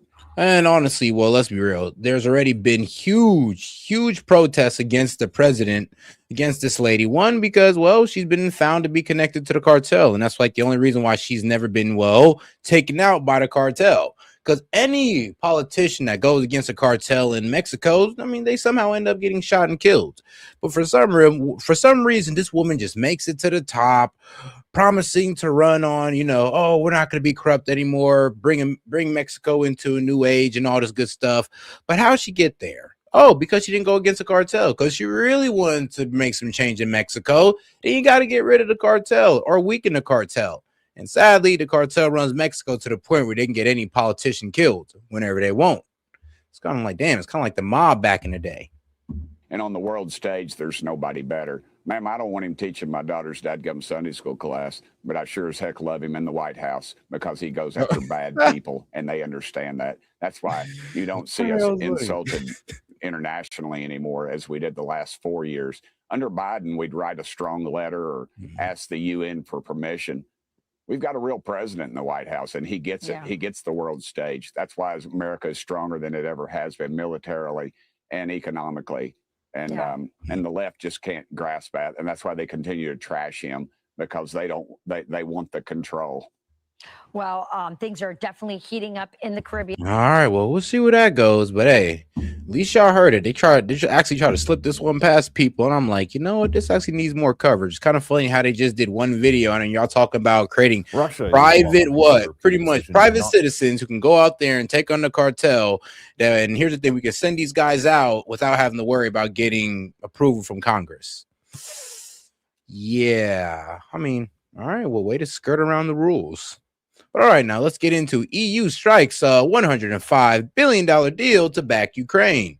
Now, if it's for helping rebuild Ukraine, all right, man, shout out. But if it's to try to help Ukraine win a hopeless war against Russia, you fools. But let's get right into it. Russia is welcoming a European decision not to use frozen Russian assets for the financial support it's giving Ukraine. Several hours ago, EU officials announced a deal to provide more than $100 billion to Kyiv over the next 2 years. Claire Sebastian reports. European leaders had promised that they would not leave this summit until they had a clear plan as to how to fund Ukraine through the next 2 years. And they kept that promise. In the early hours of Friday morning, after a marathon day of talks, they came to a deal. But it wasn't what some had hoped or even expected. The big focus coming into this was whether or not they would be able to use the cash balances from Russia's frozen assets here in Europe to fund a loan for Ukraine. All right, now if you're wondering why they're not using Russian frozen assets, is because it's part of the peace deal. Part of the peace deal is that we're still deciding if we're gonna use Russia's assets to help rebuild Ukraine, or if Russia just says no, give us all of it. Because right now Russia holds all the cards, and I mean that's one of the reasons why they've been talking about conceding land. And the problem is that EU's I'll be real with you, reform of the peace deal. Yeah, it's going to fall dead on arrival when it comes to the Kremlin or it comes to Putin, because they hold no cards. And unless Europe is trying to put boots on the ground for Ukraine, they're not going to put Russia off of those 4 territories that Russia occupies right now. That's a problem. So trust me, when you guys were told that Russia was winning this war, it was a lie. They were losing it the entire time. And if you reading that peace deal did not disillude you with that by now, not dispel you of that lie, then I don't know what to tell you. Because a peace deal written out that overly favored Russia should have told you a lot. And if you got too much, and if you're TDS'd out to the point where you just say, oh, this is just Trump shilling for Russia. No. This is telling you how Ukraine has been performing on the battlefield. If they were performing well, they would have more leverage in the deal. But since they're not, they have no leverage, and they got to concede land. What, you think Trump wants to give Russia that good of a deal? How do you think that makes him look? Not too good, since the Dems kind of dumped this shit show in his lap. And then here's the thing. They ran propaganda for 2 years talking about how this guy was winning, and he wasn't never winning. Now Trump coming in here and trying to dispel you guys of the illusion, and y'all throwing a hissy fit. Now I get it. You've been lied to, but you got to get down to reality at a certain point here, man. Like, come on down here with us, see things for what they are. Ukraine never had a chance of beating Russia. It is what it is. Managed to reach a deal on that. Instead, they're going to borrow on the capital markets, and that will be guaranteed by unspent funds in the EU budget. Either way, Ukraine will not have to pay this back until the war ends and Russia pays reparations. So European leaders here were keen to paint this as a win. The message we are sending to Russia today is crystal clear. First, you have not achieved your objectives in Ukraine. Second, Europe stands with Ukraine today, tomorrow. What objectives? Like, what do you guys want to achieve for Ukraine? Because y'all got to be realistic here. So I can know if I want to call you guys delusional or not. Because if it's about stopping the war, rebuilding Ukraine, I'm all for you on that. Like, shout out. But if it's about helping Ukraine beat back Russia or somehow, I don't know, proxying Ukraine into a victory, then I'm going to call y'all idiots and y'all just throwing money away for no reason. And as long as necessary. Had we left Brussels divided today, Europe would have walked away from geopolitical relevance. It would have been a total disaster. So Europe has passed this test of its strength and unity, but this whole process did amplify divisions within the bloc, and it suddenly came down to the wire for Ukraine, which by the spring would be facing a cash crunch so large that its president, who was here today, President Zelensky, warned that it might even have to cut back on its critical drone production. That crisis, for now, seems to be averted, and Ukraine goes into the next phase of peace talks with the US in a stronger position. Carla Sebastian, CNN, in Brussels. And for more on this, we're joined by Dominic Thomas, CNN European Affairs commentator. Good to see you again. So we heard there Belgium's prime minister saying they averted disaster. I mean, how close did this come to actually falling apart?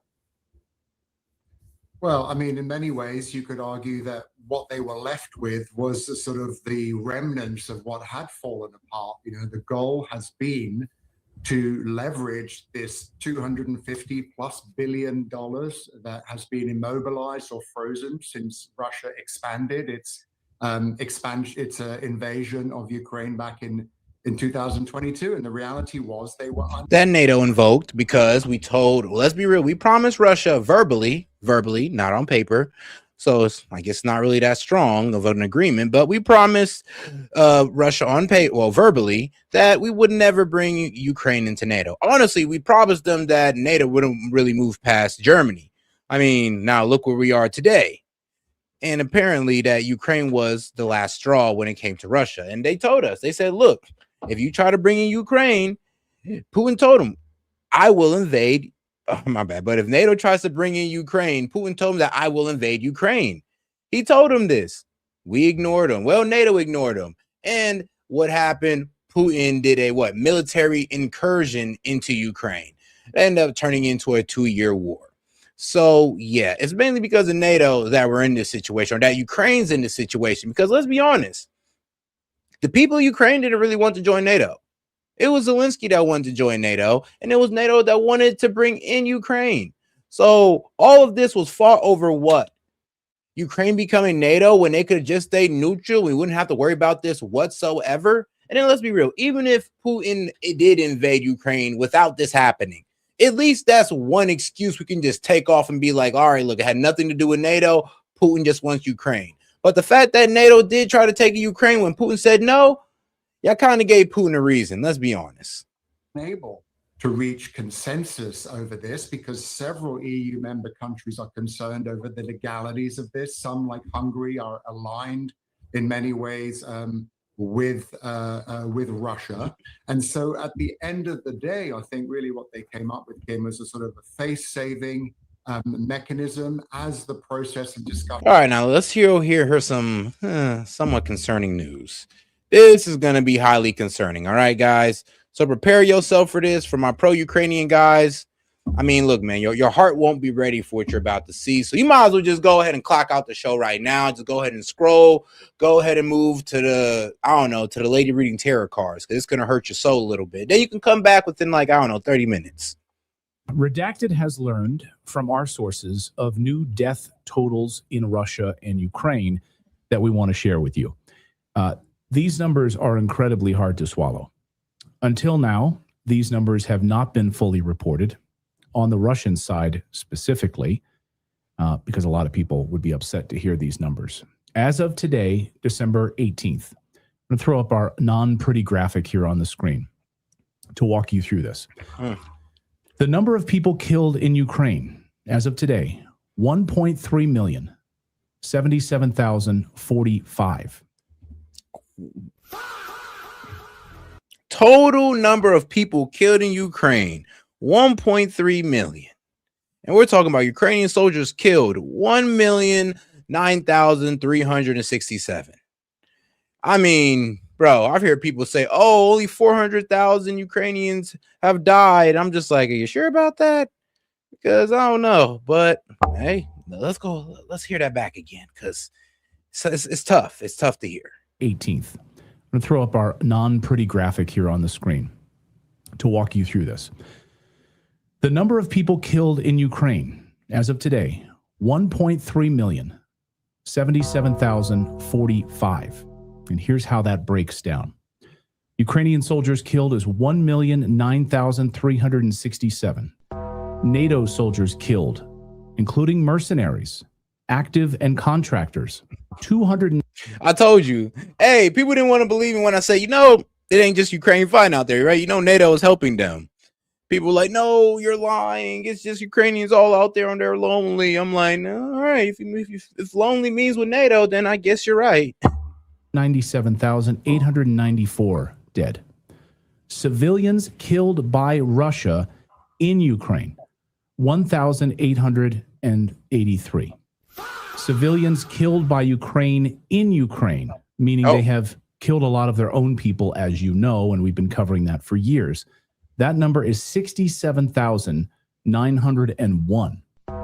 19,149 missing civilians. Dead. And across all categories, and of course, we've been reporting on that missing number, which of course is very interesting because a lot of Ukrainian mothers, fathers, they've been classified as missing, therefore they don't have to receive death benefits. And that's how that works in Ukraine. So that number is very high on the missing side, probably dead, unfortunately. Specifically on the civilian side, but on the soldier side too, the missing. Now, we ain't going to play stupid here. Both sides attack civilians, but the problem is that the numbers, we've been lied to about the numbers. According to this, across all categories, the number is 2.3 million people died, captured, missing, or injured in Ukraine. So, not the whole 2.3 million is people dead, but dead, captured, missing, or injured. Across all categories, that number is 2.3 million people dead in Ukraine, captured, missing, or injured in Ukraine. Now to the Russian side. 642,014 Russians have been killed. Of that number, 182,042 of them are contracted military or mercenaries. The number of Russian civilians killed by Ukraine is 51,874. Can I ask, are we considering Russians part of the annexed Russia? People who voted to be Russians but were formerly thought to be Ukrainians? Do we know? Maybe we don't know. That's a good question. Of the civilians killed by Ukraine in Ukraine, that number that we showed you earlier of the 67,000, a large portion of those, of course, former Eastern Ukraine. Okay. So to be clear, but I'll get some more distinction on that. The number of Russian civilians injured by Ukraine is 77,411. The number of Russian civilians killed by Russia, 21. The number of Russian civilians killed by Russia, 21. The total, 642,000 killed and 429,000 injured. That number total on the Russian side is 1,076,821. Huh. We've also learned that Russia has covertly. Really? All right, let's see. The number of Russian civilians killed by Ukraine is 51,000. The number of Russian civilians injured by Ukraine is 77,000. The number of Russian civilians killed by Russians is 21. Yeah. No, I'm dead ass. Only 21. Like, what? But civilians killed by Ukraine in Ukraine, 67,000. Like, well. Tested 3 new weapon systems over the past 28 days. 2 of them are complete game changers. This is making the deep state very nervous, as you can imagine, inside of NATO. These haven't been made public yet by President Putin, which he normally does, but these 3 are still being kept quiet. Here's one that isn't being kept secret. Russian President Putin just rolled out their most advanced hypersonic missiles to date, missiles that no one can that we do not have. We don't have hypersonic missiles. Like, you know that? I know, right? Like, Iran has hypersonic missiles. I think China might have some hypersonic missiles. Lord knows Russia got hypersonic missiles. Why doesn't the United States have hypersonic missiles? I feel like that's important. I mean, if not, I hope we're getting started at least. But yeah, we don't have hypersonic missiles. So if anything, honestly, our missile technology is probably a bit behind Iran's, because Iran, they've actually upgraded their missile defense system, which is one of the reasons why Israel wants us to strike Iran again, because they're advancing their missile defense system, and well, by his claim, they're trying to re-enrich uranium again. So we'll see where that lands us. Shoot down, unless we're totally wrong about that. We'll get some clarity from Colonel McGregor in a moment on that. This would make NATO really look like a nursery school class with these hypersonic missiles. These are the Oreshnik hypersonic missiles. They're set for combat duty by the end of the year. It's capable of extremely high speeds, long-range strikes. Of course, it marks the development NATO is going to be watching very, very closely. 6 warheads. And yet European leaders have some sort of a suicide wish. I mean, you saw all those horrible numbers that we just showed you. They want to be a part of it, I guess. They want to be a part of the death and destruction in the European Union and in the UK, preparing to go to war with Russia directly. German Chancellor Merz said yesterday they are ready to draft young men to war if they can't reach their volunteer numbers. Yes, compulsory service to fight Russia. What? The UK is telling its populace that they need to get ready to sacrifice their sons and daughters. Watch. Sons and daughters, colleagues, veterans will all have a part to play, to build, to serve, and if necessary, to fight. Yeah, so I didn't think Europe was going for this, but apparently since, they couldn't proxy Ukraine to a win, they said, F it, we'll do it ourselves. And we're just like, bro, please, don't do this. I mean, Europe, don't do this to yourself. We're not saying that you guys are going to lose, but you're definitely going to lose a lot of lives. We're not just saying you're just going to lose the war, but you will lose a lot of lives. We're talking about Russia. I mean, how many countries have nuclear power in Europe? Like 2 or 3. I may be wrong on that, but I know like 2 or 3. So what are you doing challenging like a superpower? Are y'all sure y'all want to do this? That's all I want to know. Is like, Europe, are you sure you want to go to war with Russia? I almost want to run a poll for my European watchers. Are y'all really willing to go to a draft, to go fight Russia? The same war that the Ukrainian just got decimated on, you want to line up for that? Are you sure? All families will know what sacrifice for our nation means. That's why it's so important that we do explain the changing threat and the need to stay ahead of it. As I've said, I'm clear that the country's first line of defense is the armed forces. We need to be ready to deter, fight, and win today and tomorrow. Yeah. So some sort of a death wish. I don't know. We have a lot of questions to talk about today. Congress yesterday voted against Thomas Massey's war power bill that would have limited the president's ability to bomb Venezuela. And then the other one, of course, which would have limited the president's ability to just bomb in the Western Hemisphere. So there were 2 different bills.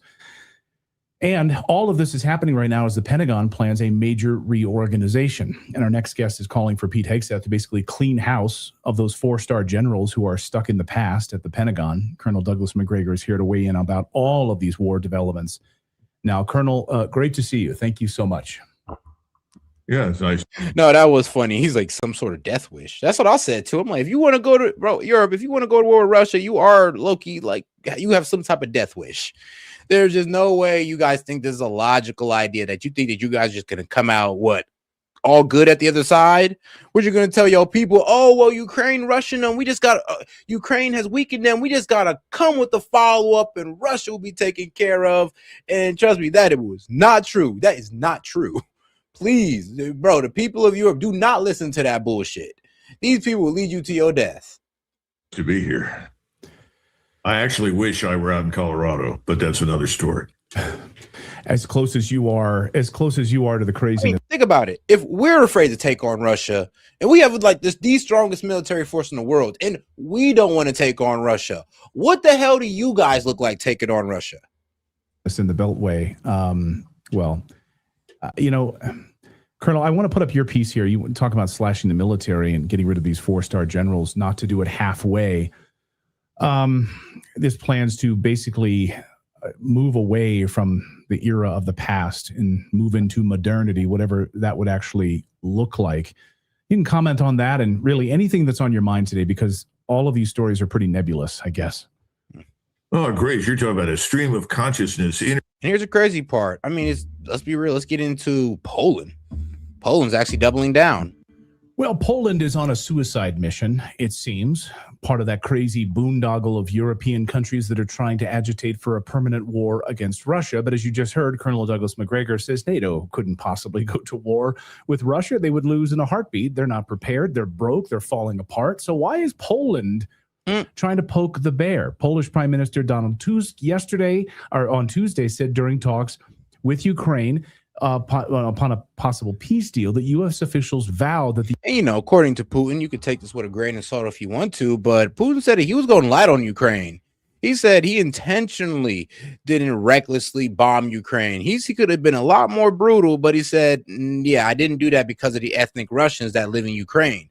But what he also said in that same sentence, within the same breath, is that, well, guess what? You guys aren't Ukraine, so don't expect that same treatment, which was a hella concerning. I was like, whoa. So it wasn't because Ukraine was just fighting y'all off so well. It was because you were just trying to avoid as much casualties as possible. Oh, that's not good to hear. So what do you look like when you don't care about the casualties? Because that was, what you didn't, what they were doing in Ukraine was pretty wild. U.S. be willing to take. Still are. They're still bombing buildings and infrastructure in Ukraine. And that's what he does when he somewhat cares about them. Oh, I don't want to know what he's going to do to Europe then. Military action against Russia as part of this peace agreement if it violates any sort of future ceasefire. Then we heard from Mark Rutte, the head of NATO, saying Russia will be devastated. We will devastate Russia if they violate any sort of ceasefire agreement. We want to go after them. But Poland's not wasting any time. They're lining up now a new tranche of massive amounts of landmines that'll be sitting on the Polish border. Poland is ramping up this program to lay these anti-personnel mines on their eastern border, and it plans to deploy them along the eastern border and export them also to Ukraine. Of course, this is, if I'm not mistaken, a violation of like a decades-long agreement to not use these types of things. But okay, so Poland is girding its loins for a permanent war with Russia. Dr. Mike Krupa is the host of a brand new YouTube show and podcast called the DR Global Podcast. You can find it on YouTube. One of the, as I always say, the smartest man in all of Poland. And he joined. But all right, now let's move on to something a little bit lighter, or something that eases your tension a little bit, like marijuana. Shout out to, good old Mary Jane. And that Trump made it a Schedule 3 drug. Now, what will this do? Well, let's see.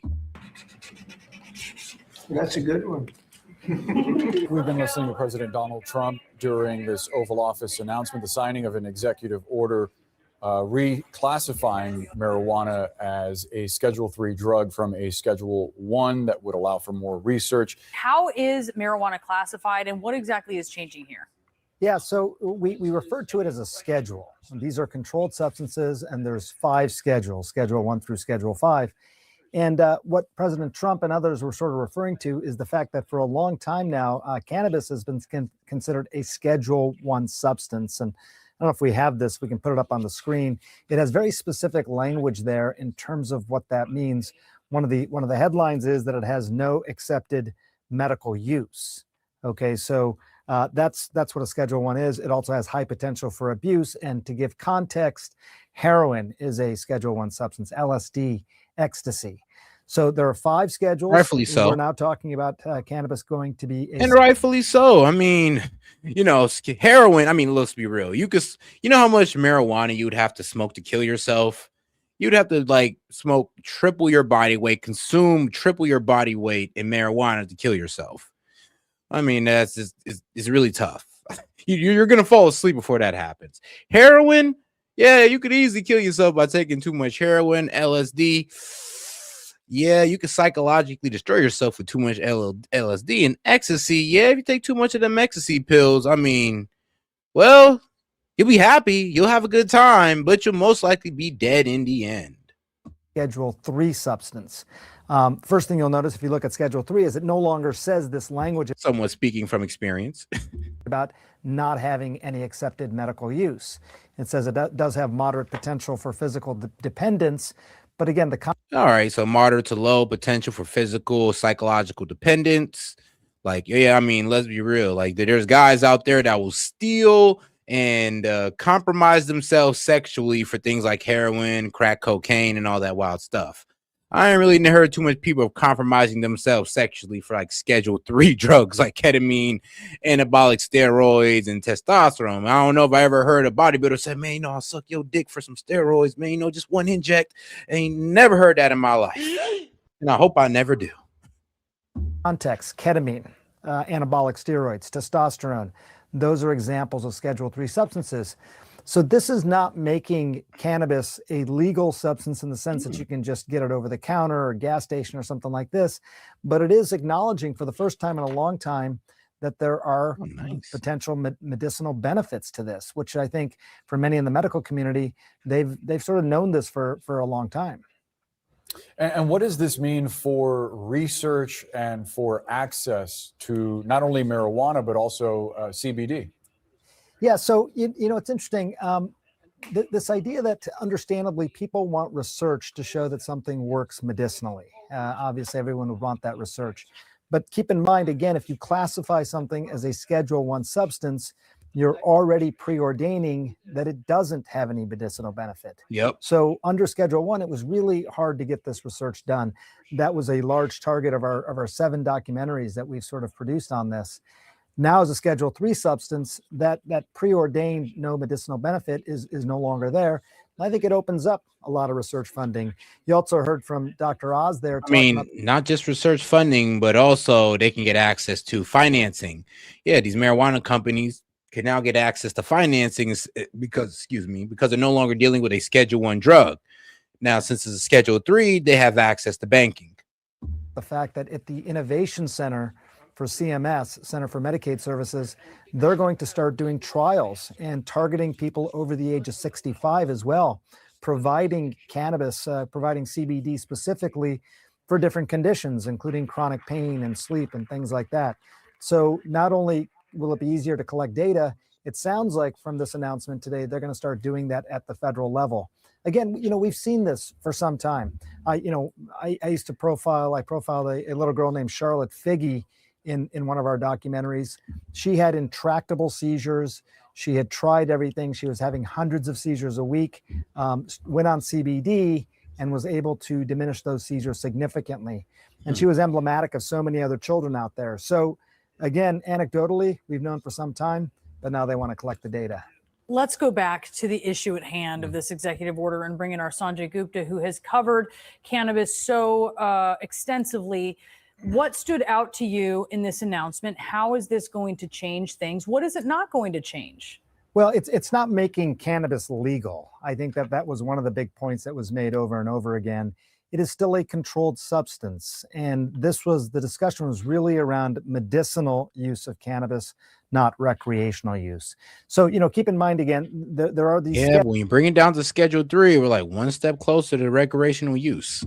Schedules of controlled substances, and they're basically scheduled from 1 to 5 based on how much benefit versus harm these substances may have. And cannabis, I think somewhat inexplicably was sort of in the highest schedule for a long time, meaning it had no perceived medicinal benefit and had a lot of potential harms such as heroin and LSD and ecstasy.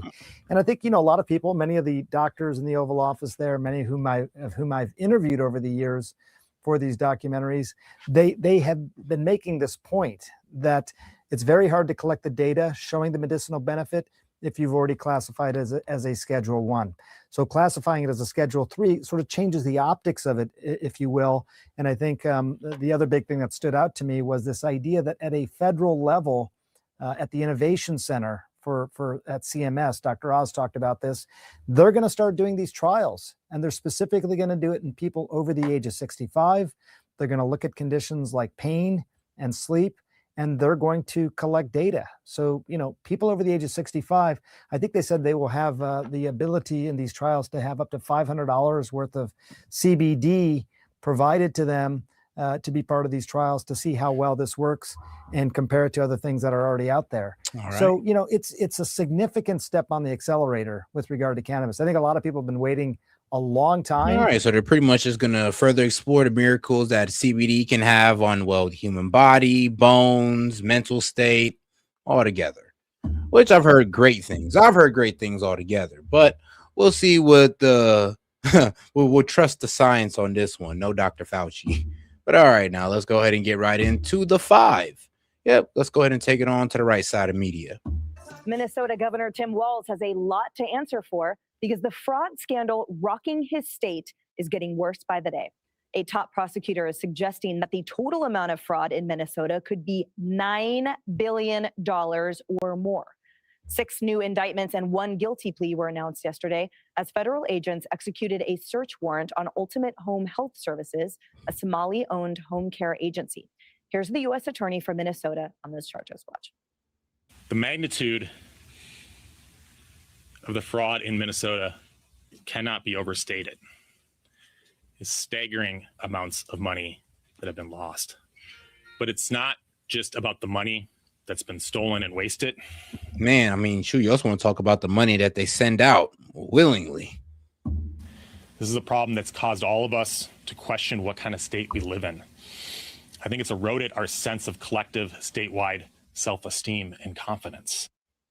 Just how easy was it to game the system under Tim Walz? Prosecutors also charging 2 fraud tourists who allegedly traveled to Minnesota after a friend told them state programs were, quote, a good opportunity to make money. Governor Tim Walz claims he's taking accountability, but then deflects to trash Trump.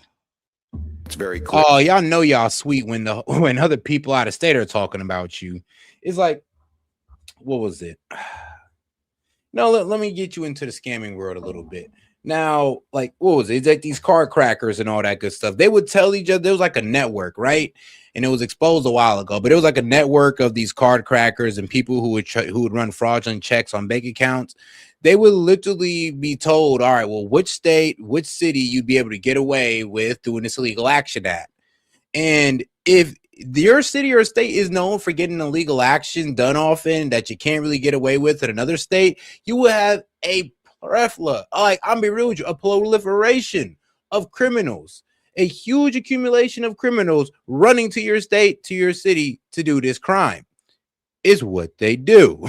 Is actually what a lot of people do. So if it gets to the point where other Somalians are calling their homie and be like, bro, it is so sweet over here. You just got to come in, sign up, and you getting money. Or just come in, set up this business. We're going to serve fake food and we'll be getting money. If it's sweet like that, then yes, a lot of people are going to try to get in on it. Sadly. But all right, shout out to Asher. Appreciate the support. She says, here we go. Set. Have you seen the video of the Somalian man telling white Americans to work for him and to pay their taxes so he can stay at home and live free while we work for him? Oh, that is wild. I have not seen that one. But I need to, because what? I don't know. If you can find it, I'll be happy to react to it. Because, man, trust me, I've seen a lot of immigrants of all, like from the Hispanics, Somalians, Africans. Shoot, I mean, even some of the white immigrants will talk crazy about America, but won't go back to their own country. I mean, some people will sit here and literally say, oh, yeah, you guys pay your taxes. So, well, what? We can pay your welfare and we can pay other countries pharmaceutical bills, and they make fun of us over it. So trust me, I ain't really upset when we sit there. We're trying to pull back funding. We're trying to cut Medicaid because the Dems are defrauding it. Like, here's the kind of, it's kind of crazy. Doesn't it make sense why the Dems are holding on to all these social programs, holding on to all this fraudulent spending? Why they got so mad at Elon Musk? Because he was taking away the slush fund. He was taking away their kickback money. That's the whole reason why they were so against Doge. It wasn't about him firing government employees. It wasn't about personal information, man. It was about the fraudulent money that they wanted to spend. That's it. That's all. They didn't really care about the American people. And they didn't really even care about handling the purse. Because let's be real. As they kept saying during that whole Doge fiasco, oh, Congress have power of the purse. Okay, great. Then why didn't they catch none of this? Why do we have to let some random guy off ketamine walk in and find all these fraudulent charges? Why didn't y'all do it? Oh, because you didn't want to, because you were using it. Thought so. Whatever. The entire federal government is weaponized against Minnesota. And the issues of things that should be states' rights, states to control, they're threatening us with this. And this is what happens when you have a floundering presidency, and it is about those ballrooms. You didn't hear it the other night in a presidential address. This is on my watch. I am accountable for this. And more importantly, I am the one that will fix it. They're not interested in that, so they throw about these numbers. Jesse, floundering. The only floundering happening is that state's budget and that governor. What is he talking about? Wait, so it happened under his watch, and so he's going to fix it? Usually that's not how it works. So the fraud started in 2018. He started as governor in 2018, and $9 billion is gone. It's just gone. It's just gone. Off into and so the his wind. budget's $66 billion, and $9 billion went poof, and he didn't notice. That's like more than 10% of your budget, and he had no idea.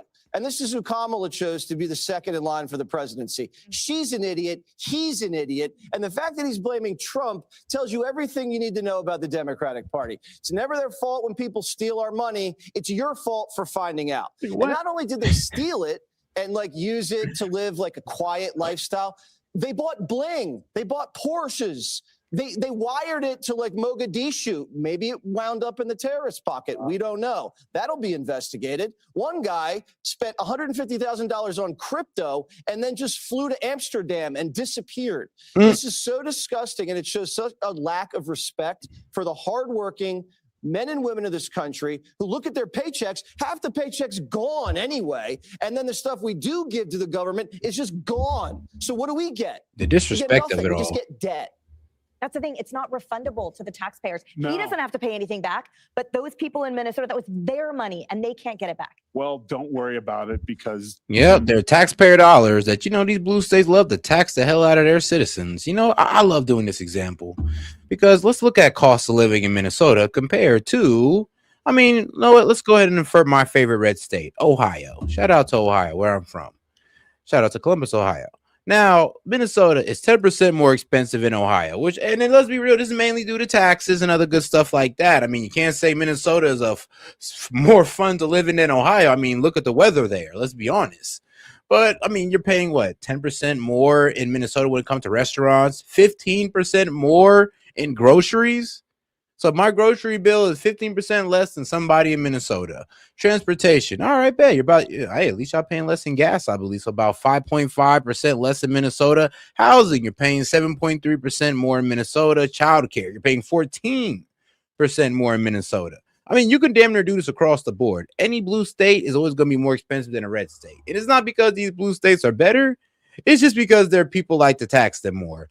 And it's kind of funny because these Dems like to sit here and pretend like that just shows off the quality of their state. No, it just shows how grimy your politicians are towards you when it comes to taxation. But yeah, you can go ahead and, smile while getting robbed. It's all good, bro. Like, hey, we'll just sit here and laugh. Waltz is on the job. Thanks for bringing it to his attention. He's going to figure it out now because it's been in the shadows for the entire time he's been governor. There's been nothing but corruption. And for some reason, the leakers were just really good at not. No, really think about it, guys. They brag about being heavily taxed. So states like Texas and Florida can afford no income on tax. Just think about that. Hey, if y'all want to brag about being heavily taxed, because trust me, red states aren't broke. They're just letting y'all dumbasses tax y'all people to death. Like, trust me, having higher tax revenue doesn't mean anything, but that you guys get taxed more. Saying anything. How do you not resign? This has nothing to do with because if you're not an idiot, then you know that, red states have rich places, have rich neighborhoods too. They have wealthy areas too. They have big corporations there too. So they pay a lot of the same taxes you do, just not as much. Democrat, Republican. If I was in charge of the Girl Scouts for my daughters to go to, and under my watch, under the Girl Scout cookies, I found out, or it was found out or alleged that $9 billion in cookie funds was wrongfully used and frauded, I would step down for just sheer embarrassment. 9 boxes of cookies come up missing, I would probably step down. Also, I'd probably be under investigation. Those s'mores are delicious. But I digress. The point is like they're targeting us. Yeah, they should be. Somebody stole $9 billion. They should be targeting you. The federal government's coming after us. Yeah, that's what happens when you're a governor and your city's $9 billion. This isn't even like a bad Austin Powers movie. $9 billion, just random $9 billion is missing and held him. And listen, I don't think he had his hands in the till. Fire hazard. I'm sorry, but how dumb are you? Like, no, really. I gotta ask, how retarded are you? Because how do I support pedophiles when Trump has not been proven to be a pedophile? And once he is, trust me, I'll denounce him. But you have no proof that he's a pedophile. Even the Epstein victims came out and said that he didn't do anything to them. So what are you going off of? Oh, yes, TDS. I mean, I'm sorry, but I guess the Democrats love the uneducated, which you show. It's absolutely hilarious how uneducated y'all can sound, because you're talking about pedophiles and most likely you're talking about the Epstein case, but you don't know that the victims, you know, are pretty much vouching for Trump on not being a pedophile. You know that, right? Oh, you don't, because you don't really listen into it. Well, you know what? The Dems love the uninformed, don't they? They really do love the uninformed. But he says, oh, and you're bitching about taxation being stiff when Trump is robbing Americans by what? Cutting our taxes? No tax on what? No tax on tips, no tax on overtime. You know, that's actually made the government lose tax revenue. But guess what? It puts money in our pocket. So how does what you say even make sense? Bro, lose the TDS and stop being so uninformed, because the Dems love uninformed people. He's not smart enough for that. I'm gonna take that. I think these guys, they keep him in the shadows because he is what he is. He talks about stuff and tampons. And when you're grilled on them, they don't have an argument. That's all they got. Instead of checking everybody's wallet for stuff, stolen tax funds. It's pathetic. Jessica, so after Jesse dies, he's going to have an autopsy to determine what's happening the brain up there. But I feel like after Tim Walz dies, we are going to learn from the autopsy that he has no spine.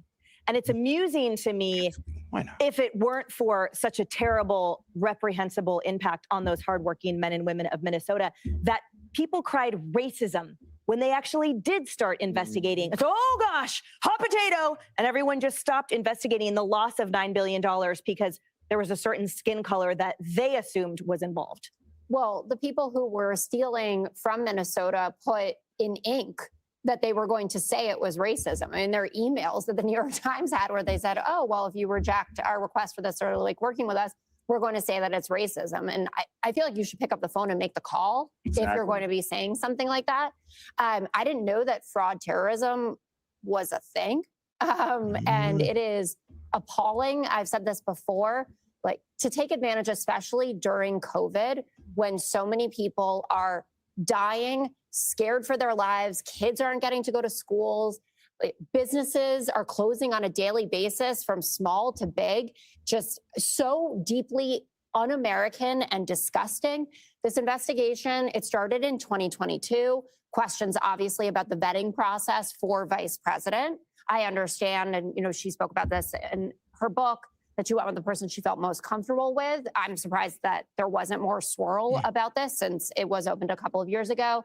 There has been there's an independent audit going on that Tim Walz started in October that's reviewing 14 programs.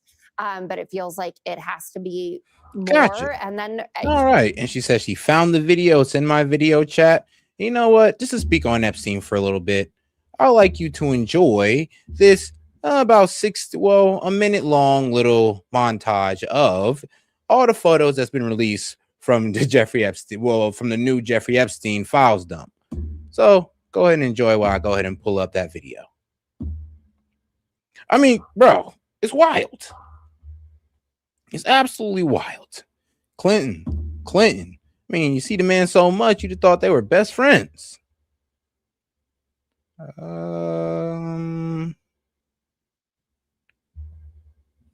Now there's about like 1, 2, 3, 4 of them here.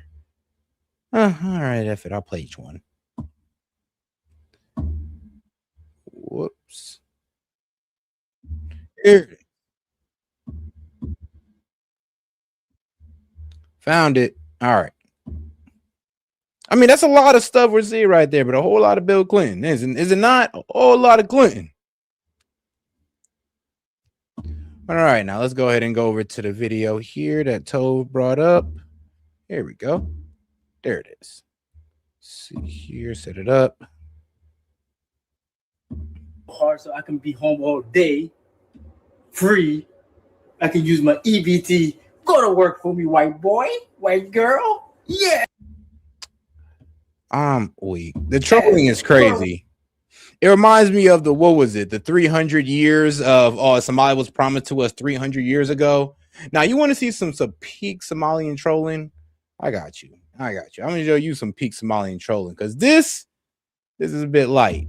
They've done a lot worse. We have to look at all states. I have no idea if this is going on all over the place. People need that money. Absolutely is. Washington State, everywhere else where there's huge pockets of this. What do you think, Joey? Yeah, it's funny. Tampon Tim brought up the ballroom. That's something he doesn't have to worry about. I mean, it's kind of funny. That's what all immigrants say to us, though. That's why a lot of people are starting not to really like the immigrant community or the foreigner community or really any community that's an immigrant. Why? Because they kind of have this disrespectful language towards Americans, the ones who's kind of footing their welfare, and honestly, the ones that gave them the opportunity to live such a great life, such a free life in this country that most of them could not live the same way in the country that, well, if we were to deport them back to their home country or their parents' home country, they just couldn't live the same lifestyle, couldn't replicate it, not in the slightest. we wore a uniform at the same time, but we certainly didn't fight the same war because he was too chicken stuff to go with his unit. He cowered us out, and I'll never forget that or not bring it up. Just like if we talked about Blumenthal, he's a liar and stolen valor.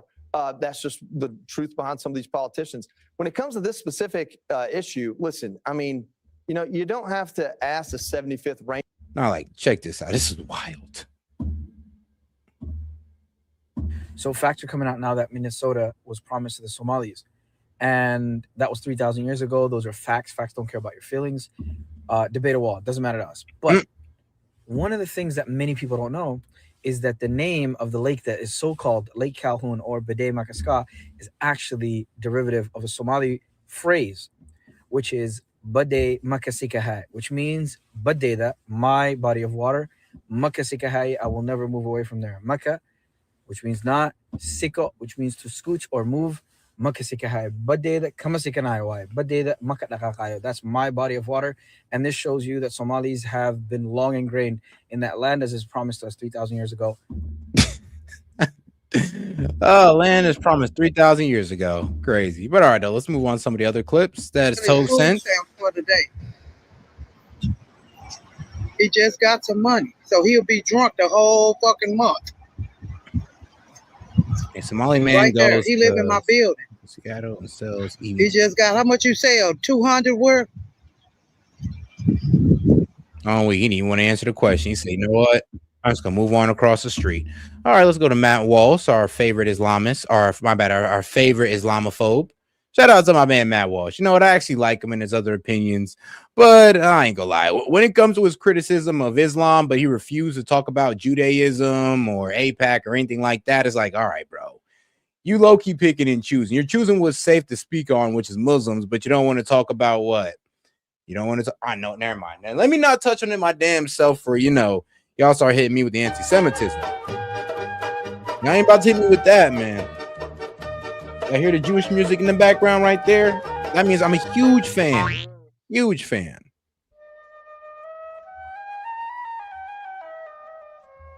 But all right, though, let's get right into it.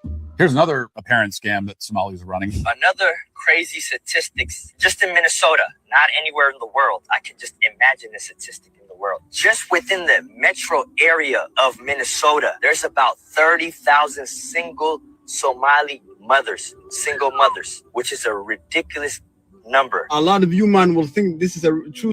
Well, considering the fact that these guys take on multiple wives and are only allowed to get legally married to one, I'm not sure if that's really a thing to call out, but hey, if there's 30 single mothers, hey, at least the black community don't got too much shame. It's not too much to be ashamed about anymore. I mean, damn, per capita, y'all whooping our ass. statistic, but it's not a real statistic because the single mothers that's registered in government, they're not actually single mother. This is spousal support money. This is a hustle to get benefits. You understand? This kind of thing is happening all the time. Yeah. Thousands of Somalis are claiming to be single mothers so that they can fraudulently obtain government benefits. And Democrats understand that importing all these. I mean, yeah, that's also smart too. It's like, yeah, just claim to be single mother. Be a single mother, you'll get more on food stamps and any type of social service. That's also a really good reason to claim to be a single mother as well, even though you may be married or you may be one of 4 wives. This foreign scam artist is destroying the United States, but they're fine with it because all the foreign nationals living in this country, even the illegal ones, count for redistricting, meaning they give Democrats more seats in Congress. Oh, crap. But let me make sure. Here's another apparent scam that Somalis are running. Another crazy statistics just in Minnesota, not anywhere in the world. I can just imagine the statistic in the world. Just within the metro area of Minnesota, there's about 30,000 single Somali mothers, single mothers, which is a ridiculous number. A lot of you man will think this is a true statistic, but it's not a real statistic because the single mothers that's registered in all right, before we go through that one again, let's go ahead and let's see. Somali immigrant, let us know what it is. All right, and guess the last one I believe Tove sent. You guys see this video from a Somali immigrant? He's telling us what's what.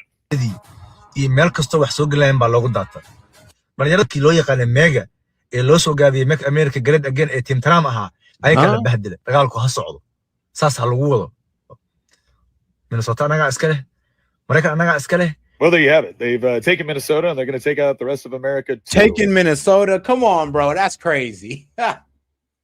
Taking Minnesota? Bro, you tripping. They've taken Minnesota. Bro, there's only 80K of them in Minneapolis. If Minneapolis is all in Minnesota, bro, boy, you stretching it, dog. That's what I'm saying. I just don't like the over-radicalization of the Somalis. Oh, there's 80K of them in Minneapolis. They've taken over all of Minnesota, and I'm just like, bro. You know, I hope you know Minneapolis, not all of Minnesota, but okay, go ahead. We'll let y'all cook. That's like saying all the Somalians took over all of Columbus when, trust me, most of Columbus isn't Somalian, but we do have one of the biggest populations of Somalia in the United States. But does that mean that the Somalians took over Ohio? Of course not. Of course not. And you have got to admire it. But I'll give it to him. Minnesota anaga iska leh Mareykan anaga iska leh. Well, there you have it. Minnesota is ours. Minnesota. Yeah, Minnesota's ours. America is ours. Even this guy's tripping. It's like, bro, you only run Minneapolis. That is not all of Minnesota. With only 80K of you, that ain't gonna work out too well. Well, there you have it. They've taken Minnesota, and they're going to take out Minnesota. Wild. Out the rest of America too, and you have got to admire the confidence, right? That is a lot of bravado, especially when you consider the confidence. I would admire the delusion. The fact that this guy said we're taking over all of Minnesota, and you sat there and believed that guy. I'm just like, come on, bro. Like, let's do the math here. Do we really need to line up the math? Only 80,000 are in Minnesota. Minnesota's a big ass state, cold as hell, but it's a big ass state. I mean, are we really going to sit here and say that they took over Minnesota with just 80,000 people? Like, come on, bro. Let's be reasonable here. We can say Minneapolis. We can say, all right, that they cut out and they took over a section of Minneapolis. I will sit there and agree with you all day. But taking out Minnesota, took over Minnesota, you guys are stretching it. And I have no idea why. Let's just be truthful about it. There's a large community of Somalians in Minneapolis. It's concerning. They cut out a part of Minneapolis for themselves. That's concerning. But let's not sit here and dramatize it and say they've taken over Minnesota. Let's be fair about how we report this. that none of that confidence or bravado helped them to take Somalia. And just a quick tip here, Sport. If you don't have what it takes to take out a couple of strung out warlords, you do not want to dabble with rural America. No, you don't. Because we got a lot of country boys and veterans that, quite frankly, they've been itching to get back into it. Yeah, low key, and that's one thing I think a lot of people forget. I'm like, do y'all honestly think we just let the Muslims take over? You don't think that, guys like my man right here, the country boys and all that ain't gonna act up about it? It's all fun and games until you impede on these guys' land, the guys with the guns. It's all fun and games until you F with the guys with the guns. They can F with the liberals like that because, well, the liberals gonna let these guys do whatever they want. They try to do that over in the country with the conservatives. I mean, woo, they're not gonna like those results. I wouldn't have wanted it for him either. But he does make a really good point with that last point right there. He's like, yeah, they ain't gonna try that over here with us. And I know that's why they do it with the Dems, because the Dems let them do whatever the hell they want, even defraud the government. And then they'll act like they ain't know that it was happening. Hilarious. President Trump. All right, now let's get over to a petty moment with Trump, because this was petty, but somewhat funny. President Trump is trolling his Democratic predecessors for his presidential Walk of Fame. And yep, he wrote them himself. The Biden plaque, which is placed under the portrait of the auto pen, refers to him as Sleepy Joe Biden and calls him the worst president in American history. As for Barack Hussein Obama, Trump slaps him with the title of one of the most divisive political figures in American history. I'm leading this blog, so I'll just lead by saying I think that this is repulsive behavior. But Dana, what did you make of the new plaque? I don't get ruffled by it because I just think it's funny. We are entertained. They are entertained. They're wanting to do this, and I imagine that if and when there's a next Democratic president, they'll take him down. Definitely. Yo, that's crazy. As president, Barack Hussein Obama was the first black president, a community organizer, one-term senator from Illinois, and one of the most divisive political figures in American history. As president, he passed the highly ineffective, unaffordable, he's petty, Unaffordable Care Act, resulting in his party losing control of both the House of Congress and the election of the largest House Republican majority since 1946. He presided over a stagnant economy, approved the terrible Iran nuclear deal, and signed the one-sided Paris Climate Accords, both of which were later terminated by President Trump. Now, first off, the Paris Climate Accords, I agree with. I'm glad Trump got us out of that. The Iran nuclear deal, I'm actually disappointed because that was actually a pretty good deal we had him under. Ryan, are you pro troll plaque? But no. It is what it is. I mean, bro, I don't care whatever you got to say. The Iranian nuclear deal is the best deal we had with them, and it kept us out of a conflict with Iran. I'm not for this at all. I don't think so. They got to take or just mock President Trump or put something on his plaque. So I'm not for the auto pen. If he's going to do it outdoors and do that, just do it right. Just put the profiles up there. I'm not for dispelling or saying anything bad. Plus, a lot of presidents that people think were bad, like Ulysses S. Grant, ended up being looked at as great. I don't think it's going to happen with Joe Biden, but I'm not for the trolling. Jesse, would you like to continue the maturity streak or ruin it? I don't like the tone of that question. Well, if you think this is repulsive, what would you call what Bill Clinton did in there, Jessica? I mean, this is a plaque. He didn't. Yeah, let's be clear. Let's be clear. He's having a little fun. It's his own house. He can decorate it. It's our house. Come on, it's just a word, Jessica. It's his own house. He lives there. He showers there. He eats there. It's his house for now. For the next 3 years, maybe more. And so he can decorate it however he wants. Am I that upset about it? No. I'm upset about all of this fentanyl pouring into the country and you guys siding with these people. Words and deeds, right, Greg? Yeah, I mean, I think it's petty. I think it's wrong. I'm embarrassed. I'm kidding. This is free money on the table. How hard was it to do these plaques, and how big is the payoff? It's the same with the speech last night. He does things that don't cost a dime, and they're entertaining to us. This is why we don't deserve him. Like, he didn't have to do him like that, though. And then, bro, for Biden's portrait, he put the auto pen. I was like, bro, why? It's effed up, but it's funny, okay? Effed up, but funny. Like, you got to admit, he put the President Biden as the auto pen, and he pretty much just eviscerated, like, Obama in the plaque. Like, well, damn. Talk about a grudge. See, we don't deserve this. Do you remember how... And I know why Trump did this. And yes, it was for extremely petty reasons. Because Barack Obama told him, hey, Trump, you want to know one thing you'll never be? A two-term president. And at that time, he was right. Trump was not no two-term president. But look at him now. Look at him now. Yeah, I know. Sucks. But I mean, well, for Obama. Boring cable television was before the 5. Do you remember that? No, you don't. You just assume it's always been this charming. No, we came in and we changed things. We did things that said, like, they can't do that. They have animals are great. They have all these weird little things going on in a news show. That makes no sense. That's what he's doing. He's saying, like, what do I do this? What if I do that? And then he does it, and it's wonderful. I say, let's do more of it. More plaques. More plaques. More plaques. It can go Plaques. in the presidential library. Yep, more offensive plaques. Complete comedy. But all right, now let's get over to these guys again. Of course, they're going to harp on the Epstein list as they should, or Epstein files as they should. I mean, one of the few things I appreciate the Dems for doing. Thousands of documents from the Epstein investigation, including many that had already been disclosed.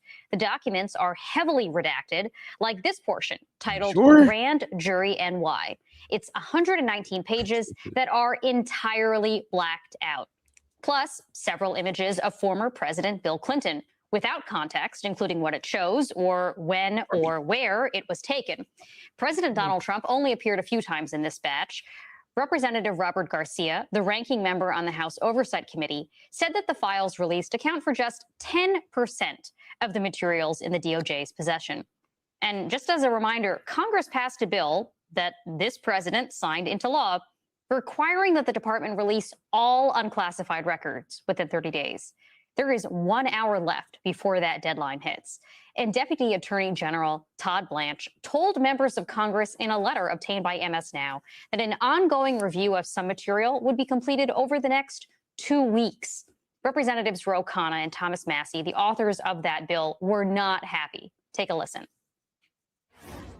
The Justice Department's document dump this afternoon does not comply with Thomas Massie and my Epstein Transparency Act. It is an incomplete release with too many redactions.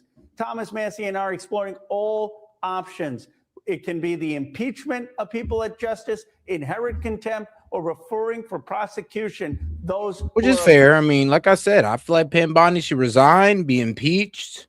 Trump should fire her. Something got to give. Something got to give for this, because this unacceptable. Somebody got to go. Obstructing justice.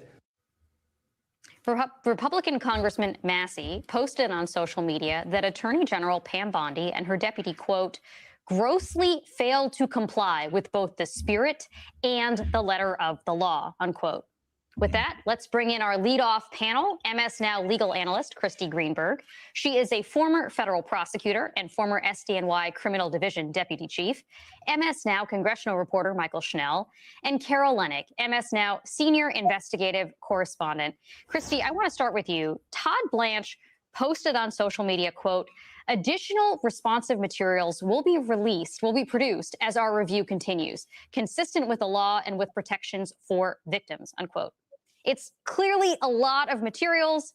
There are privacy concerns, but they have had 30 days to sift through all of this. So how are they not breaking the law right now? Well, I would argue they've had more than 30 days. Going back to March, AG Pam Bondi said that the department was deploying resources to review the Epstein files to make the proper redactions to protect victim privacy. I mean, yeah, let's be real. For a while now, Pam Bondi said, oh, it's right on my desk. I'm going to get right to it. And then all of a sudden she comes out with some BS. And I'm just like, all right. So that's why Pam Bondi needs to be fired, because she's been hyping this up for the longest and she keeps under delivering to the point where now you're damn near, well, breaking the law by not releasing all the Epstein files. And let's be real, y'all had a while, and according to Pam Bondi, they were sitting on thousands of hours of child pornography that they got from Jeffrey Epstein. And then, of course, she says she has it on her desk just to turn around and say he killed himself and he trafficked women to himself. This is the lie that they try to feed us.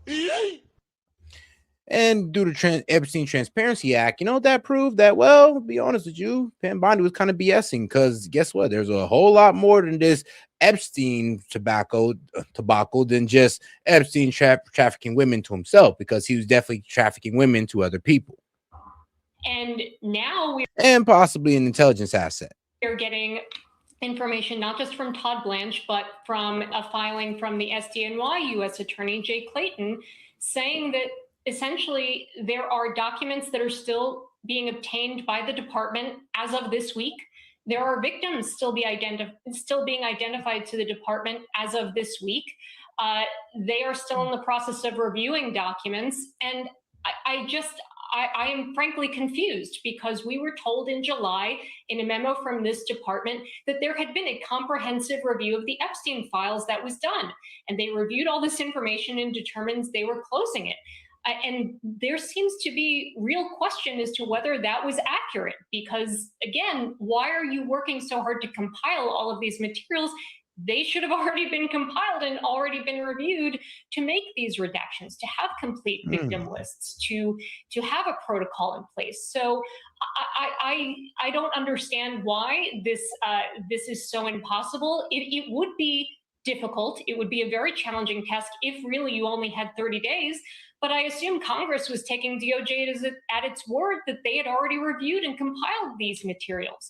So it is puzzling. There are questions that clearly should be asked of the Attorney General and the Deputy Attorney General about how we got here and why, if they weren't going to be able to comply, why they didn't inform Congress sooner. Why didn't they inform the courts sooner?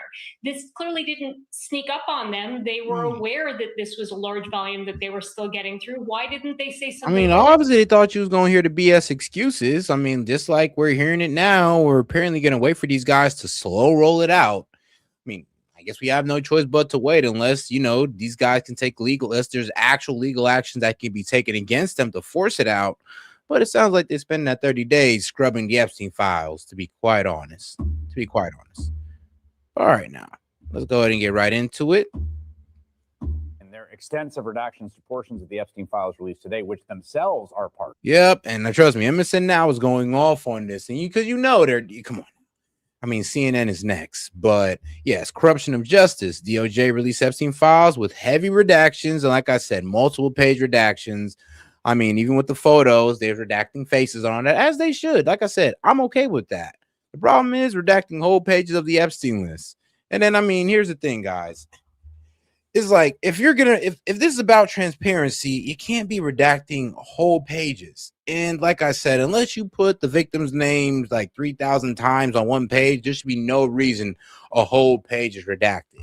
Unless it just was a complete readout of, I don't know, the victim's name, location, photos got from there with the metadata. I don't know. Unless it's something like that, to where it would be a complete violation of somebody's privacy. And their choice of which material to release, the DOJ appears to be doing what it has been doing all year, protecting Donald Trump while going after his political enemies and also trampling the law. Eric Holder served as Attorney General of the United States under President Obama, and he joins me now. Mr. Holder, you had that position at the Department of Justice, of course, as Attorney General, and I never had a project quite like this, I would imagine.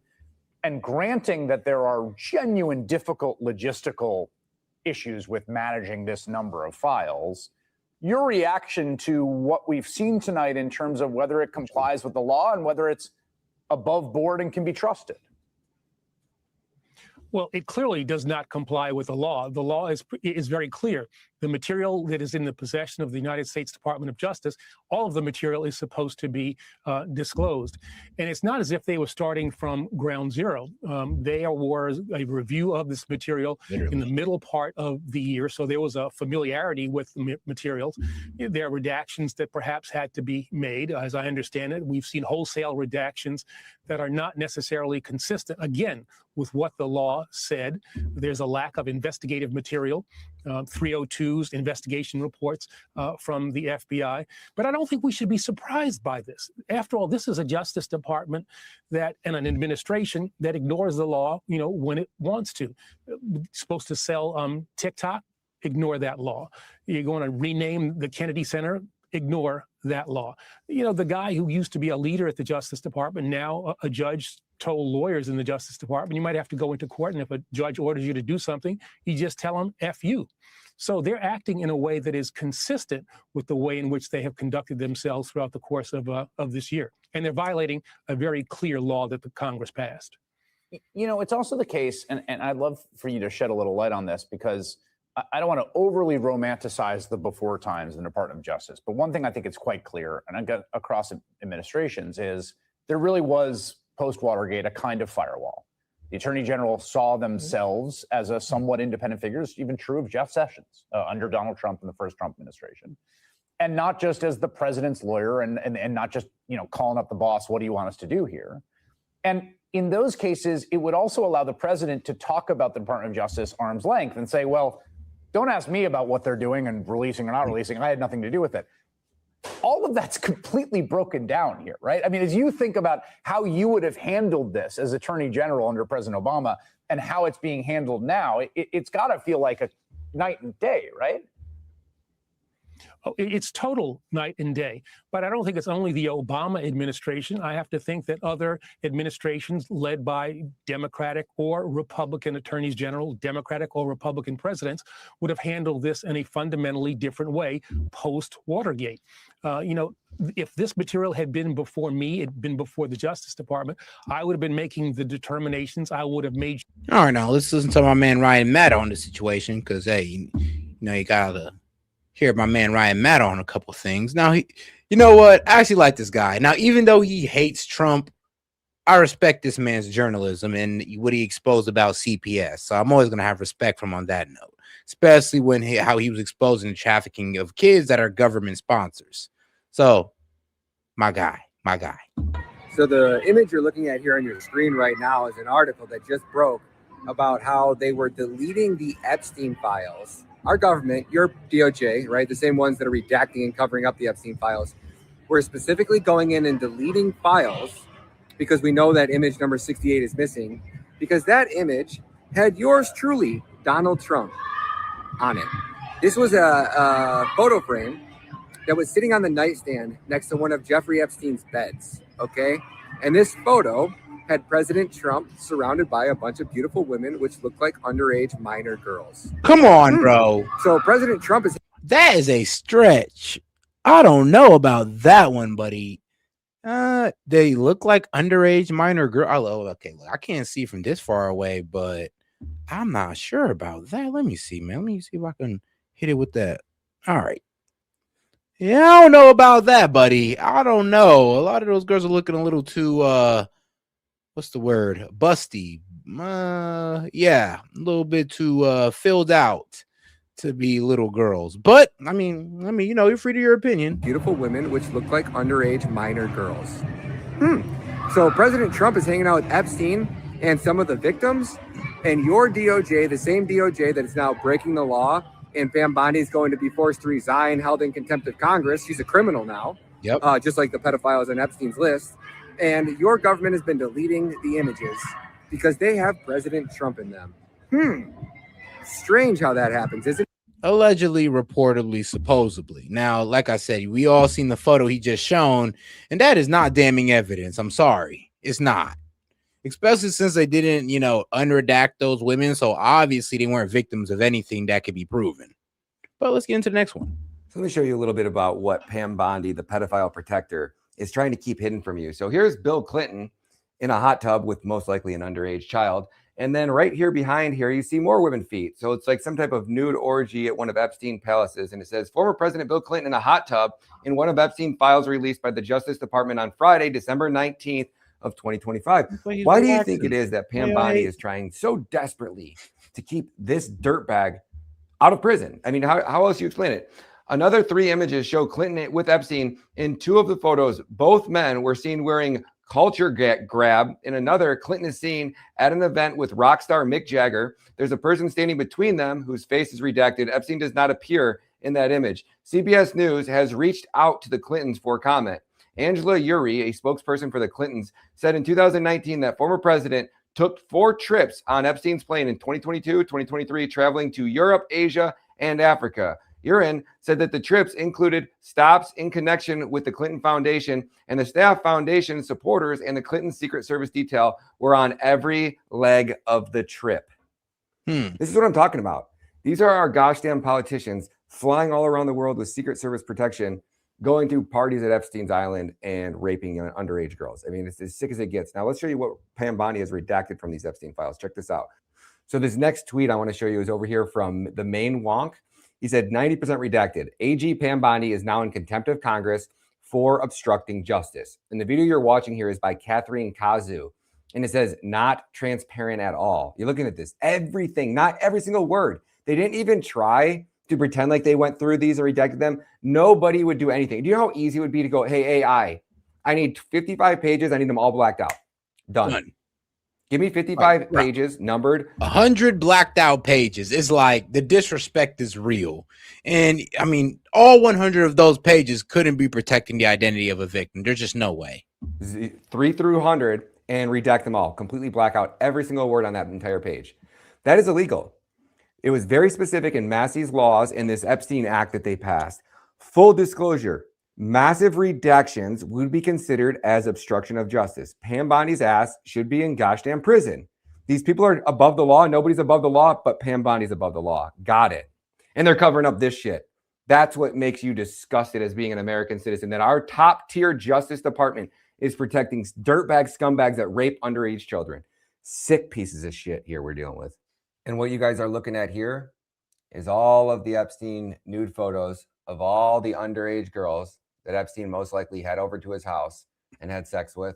The strap-ons, the dildos, the sex toys, drawers full of them, photos of Epstein, more underage women, more child pedophilia, all of the evidence, right? All of the Epstein files that never existed, but yet, oh, they do exist. More nude women. Like, I mean, we could go through these all day, folks. We're just getting started. So we are going to go through every single file one by one, and we're going to keep you guys updated in these. And shout out to my man Ryan Madden. Now let's go ahead and get into conspiracy hour. Conspiracy hour. Let's go ahead and get into the conspiracy hour, guys. I appreciate the support. Evidence of Atlantis in Egypt. Let's go ahead and get right into it. And let's shoot. If you have any well, after this, if you have any videos you want me to react to, if you're a member, you guys can go ahead and just post it in Discord, and I'll go ahead and I'll see if I can get to all of them. I'm going to do this one for you guys. So I'm going to react to some of the members' videos that they put in Discord, if they even want to do so. All right, let's go ahead and get right into it. This episode of the Y-Files is brought to you by Goldbelly. For 1,000 years, historians traveled to Egypt to see the famous labyrinth of Hawara. They said it was so massive, it made the pyramids look small. It covered 3 million square feet, 70 acres of rooms and corridors stacked on multiple levels. The Egyptian priests allowed visitors on the upper floors, but the chambers below ground were off limits. They claim those rooms belonged to the kings who built the labyrinth. Archaeologists say the labyrinth is a myth, but new technology proves it's still down there. And if the priests were telling the truth, the Egyptians didn't build it. They found it.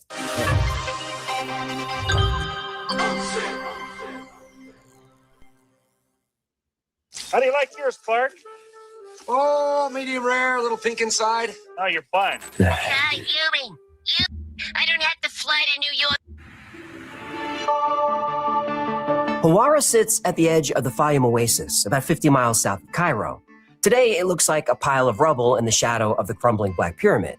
But 4,000 years ago, this place was alive.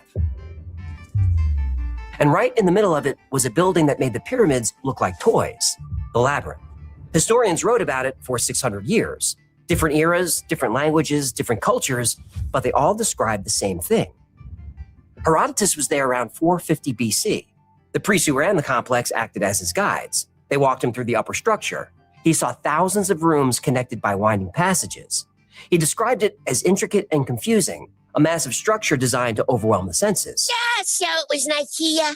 No, it was a sacred administrative and religious center, not a furniture store. I don't know, thousands of rooms, no way out, people wandering around crying. I throw in some Swedish meatballs and that's IKEA. Herodotus said the construction was beyond human ability. I saw it myself, and I found it greater than words can say. For if one should put together all the buildings and great works produced by the Greeks, they would prove to be inferior to this labyrinth. The labyrinth surpasses even the pyramids.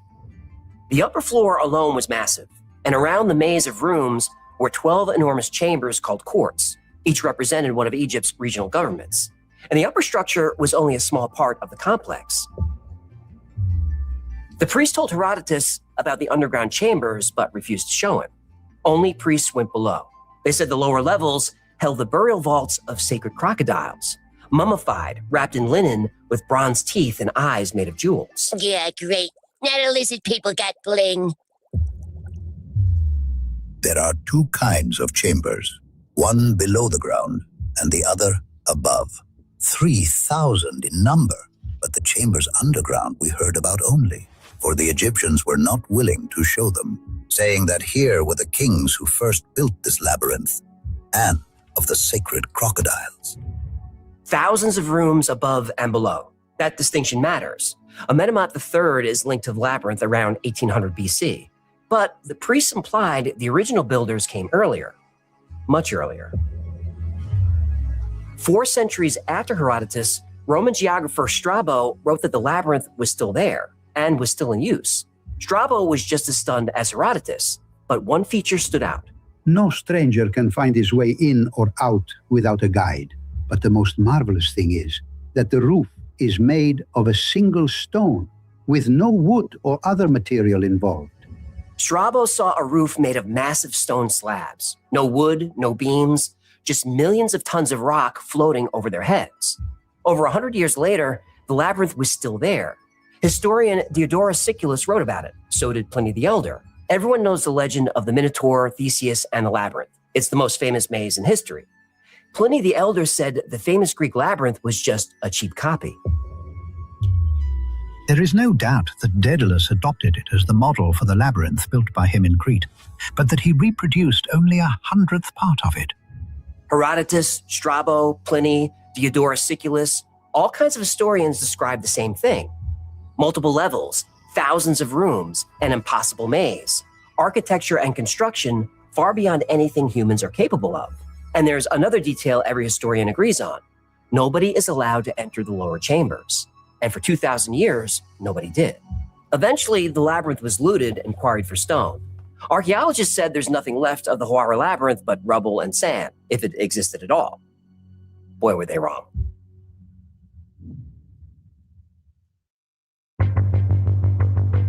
In 1888, the world's most famous archaeologist arrived at Hawara. Sir William Matthew Flinders Petrie was more than an academic. He was an explorer. He lived in rock tombs, he fought off bandits, and invented the methods archaeologists still use. He came to Hawara to find the tomb of Amenemhat III. What he found was a death trap. The pyramid was designed to kill anyone who entered it. Petrie spent months digging into the rock, trying to find an entrance, but every tunnel was a dead end. He realized the pyramid wasn't solid stone. It was mud brick held together by loose sand, and it was unstable. As he dug, the tunnel kept collapsing. Sand poured in like water. At one point, he was crawling through a narrow passage. Suddenly, his shoulders jammed against the stone. He tried to move. He was stuck. Nope. I'm having a panic attack just listening to this. Petrie was pinned in a stone coffin. He had millions of tons of brick, sand, and mud pressing down on him. He tried to call for help, but he couldn't breathe. Then his candle went out. But this was Flinders Petrie. He didn't panic, he just waited. Eventually, a worker behind him realized something was wrong and tossed a lit match down the tunnel. That brief flash gave Petrie the orientation he needed to twist free. But he didn't quit. He lit another candle and went back in. He tried the north side first, but found nothing. So he took a chance and tunneled south. And after just a few feet, he found an entrance. And not just a hole. He found a door with steps leading down under the pyramid. But now he had a new problem. Hawara sits on a canal just off the Nile. Centuries of irrigation raised the water table. The steps disappeared under salty, filthy water. Petrie went in anyway. He crawled through the slime, darkness, and swarms of rats. When he finally broke into the inner passages, the water was chest deep. He found sliding trap doors and false passages. He found massive stones hanging from the ceiling, rigged to drop on intruders.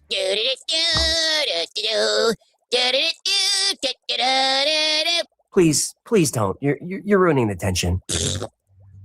Petrie disarmed the traps one by one. When he finally reached the central chamber, it was carved from a single block of yellow quartzite. The roof was made of 3 slabs of white quartzite, each weighing 45 tons. It was an architectural masterpiece, and it was empty. Tomb robbers got there first. Feeling defeated, Petrie studied the field of rubble next to the pyramid. He found the remains of an enormous building that covered 70 acres. Petrie realized what he discovered. The location matched ancient maps. The dimensions matched ancient descriptions. He was standing on the foundation of the lost labyrinth of Hawara. He was sure of it. But there was not much there, so Petrie packed up and went back to England. It was a tremendous discovery, but he was disappointed that the labyrinth was gone. But Petrie forgot one thing. The labyrinth went down multiple levels. He thought he discovered the foundation. It was actually the roof. The labyrinth wasn't destroyed. It was right under his feet, and it's still there.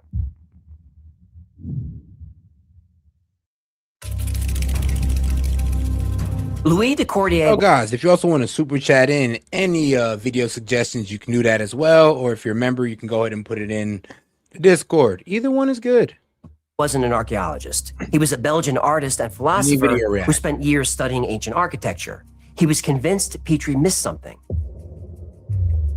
It took 2 years, but de Cordier managed to get a permit to survey the Hawara site. He partnered with Egypt's National Research Institute of Astronomy and Geophysics, and he brought the most advanced ground-penetrating radar available. De Cordier's team started scanning in early 2008. The equipment could see through 50 feet of sand and sediment, and what they found confirmed 2,500 years of history. They found a massive grid of walls 40 feet down. The walls were several feet thick, and they were granite, not brick. The structure covered about 750,000 square feet. That's the size of 10 football fields. They published the results. The press picked up the story. This was one of the greatest archaeological discoveries in history. Then nothing. Zahi Hawass was Egypt's Secretary General of the Supreme Council of Antiquities. Secretary General of the Supreme Council? Oh, the ego of this guy. He was the most powerful archaeologist in the country, and he controlled all the permits. He imposed a communication ban on the discovery. He said it was a matter of national security. National security? Hey, and shout out to my man Jordan. He says, "Good morning, brother." And hey, man, good morning, my brother. How you been? Hopefully everything's been going well. And hey, man, hopefully you're preparing for the holidays. It's in 4 days. So hopefully you got everything ready. And shout out to my man Jordan and all the supporters. Appreciate the support, guys. The 5,000-year-old building? This guy's got some stones. Right? De Cordier waited. 2 years passed. The official release never came. The team couldn't discuss their findings. They couldn't publish follow-up research. They couldn't return to the site, not unless Hawass allowed it. By June 2010, de Cordier had waited long enough. He published the data himself. Scans, reports, analysis, everything the Egyptian government refused to release. They blacklisted him. De Cordier now lives in the mountains of southern Spain. He went from presenting at European universities to farming almonds. De Cordier lost everything just for sharing data he collected legally with the help of the Egyptian government. But Zahi Hawass wanted to make an example of him. He wanted to make sure no one else tried to expose their secrets. But de Cordier wasn't the only one.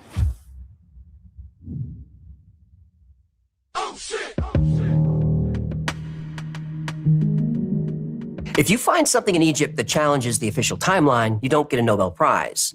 You get banned. In 1993, German engineer Rudolf Gatenbrink sent a robot up a narrow shaft in the Great Pyramid. He found something nobody expected, a limestone door with copper handles. He made the mistake of telling the world. Hawass immediately banned him.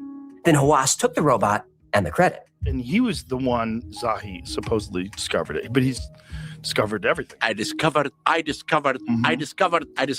Now,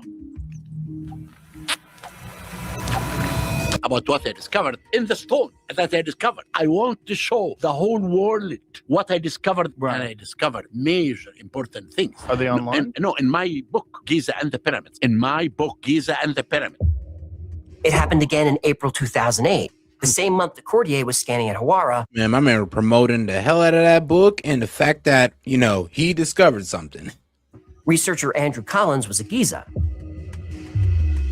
He followed old notes to the Tomb of the Birds. Collins found a crack in the rock leading to a massive chamber. He and his team made it several hundred yards into a system heading toward the second pyramid. They found carved rooms and passageways. Collins reported it. Big mistake. Hawass said the caves didn't exist. Collins was banned from the site. A few months later, Hawass was filmed entering the same caves. Rules for thee, but not for Zahi. You see what I did there?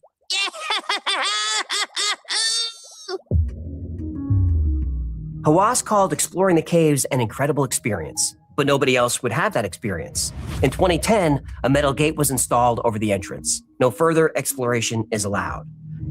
You cannot just go in directly like this. You have to make a study. You have to research it. You have to decide as a scientist, when can you do it? And when we can use it, 9 years. we do that, we can... Yeah, I mean, come come on. on. I mean, Look, we sent 9 rockets. years. We sent No, rockets you to are the... wrong. Hang on, You are don't wrong. Why give you permission to dream of nonsense? What you believe, it's nonsense. Okay, listen, the matter is debated rich and closed. It is debated closed. It's closed in Chicago by a world astronomer by everyone. Then I don't exactly, and we will get it. Jimmy, I want you to understand, this conspiracy theory that you do have is wrong completely. We do not hide anything. What we have the scan pyramid team. Right. They're working. But you understand this is different technology. I understand, but they know about this technology. But have they used this technology? No, they said this technology cannot work. Discovery, suppression, silence. The same pattern, and the same man behind it all, Zahi Hawass. The labyrinth exists. It's considered the greatest structure of the ancient world. It's right there, 40 feet underground, but no one is allowed to dig.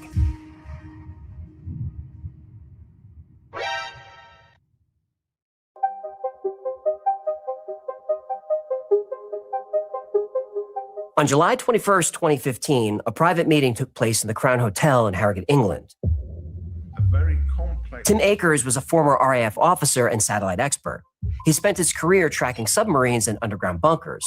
He had something to show a small group of researchers. He used synthetic aperture radar, the same technology that finds hidden nuclear sites. Akers pointed it at Hawara. The scan showed 4 levels beneath the roof, not 1. They were separated by up to 100 feet of solid rock. A central corridor connected all 4 levels. It was a vertical shaft running the full depth of the complex, extending 150 feet underground. An omega-shaped moat surrounded the entire structure. The shape matched the Egyptian Shen ring, the symbol of eternity. Then Akers showed them the central hall. The bottom level stretched 300 feet long and 120 feet wide. Every level converged on this space. And at the center of the hall was a freestanding object. It measured about 130 feet long. But here's where the story gets crazy. The radar return signal changed. It wasn't reflecting off stone. It wasn't wood or mud brick. The signature was metallic. A solid metal object the size of the Statue of Liberty buried 100 feet underground, shaped like an upright disc or a ring. Akers said the material signature wasn't like anything he'd seen in his entire career, but it was there, and he didn't think it was a tomb.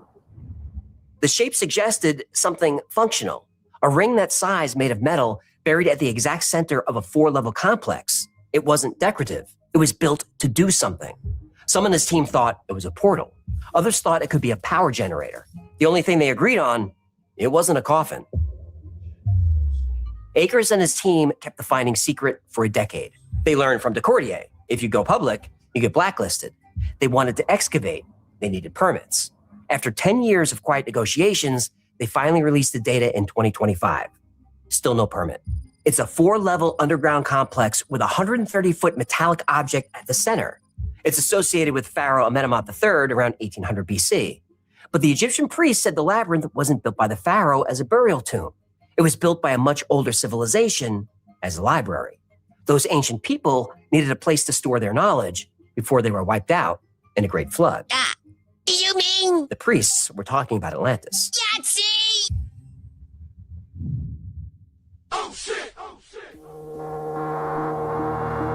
When Plato wrote about Atlantis around 360 BC, he was specific. He named his source.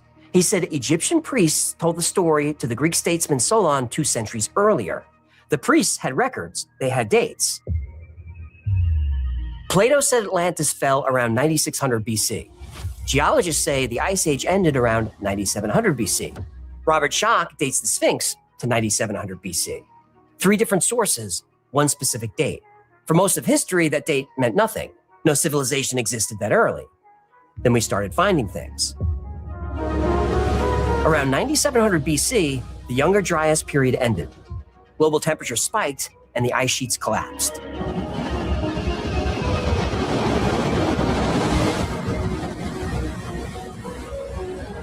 Sea levels rose over 400 feet.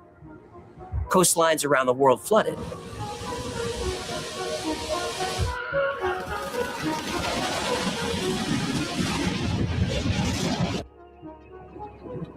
Entire land masses vanished beneath the waves. How dare you! Every major ancient culture has flood myths dating to this exact period. Different cultures, different continents with no contact, but they tell the same story. The Egyptians had their own version. They called the pre-flood era S.E.T, or the first time. The pyramid texts talk about it repeatedly. These are the oldest religious writings in the world. The Turin King list has dates and durations, divine rulers that reigned for thousands of years before human pharaohs. This wasn't vague mythology, these were administrative records. Mainstream Egyptology calls this symbolic. They say the gods represent concepts, not beings. Then there's the Temple of Horus at Edfu. The Edfu building texts span over 300 feet of wall space. They describe the temple's construction on foundations from an earlier structure that existed before the flood. They reference beings called the Shebtu. These were followers of Horus who arrived after a great cataclysm destroyed their homeland. They also mention 7 sages who came with them from an island swallowed by the sea. These aren't scribbles on a papyrus. These are carved into the temple walls. And these texts describe what these beings did. They established sacred mounds throughout Egypt. They laid foundations for temples at precise locations. They brought knowledge of astronomy, architecture, mathematics, and medicine. They taught the people who would become the first Egyptians. Now, this doesn't read like mythology. This reads like history. The Edfu texts describe a lost civilization that brought knowledge to Egypt. Mainstream historians call it a nice story. They say there's no physical evidence that this first time ever existed. They're wrong. The evidence is carved into the bedrock itself. Oh shit! Oh shit!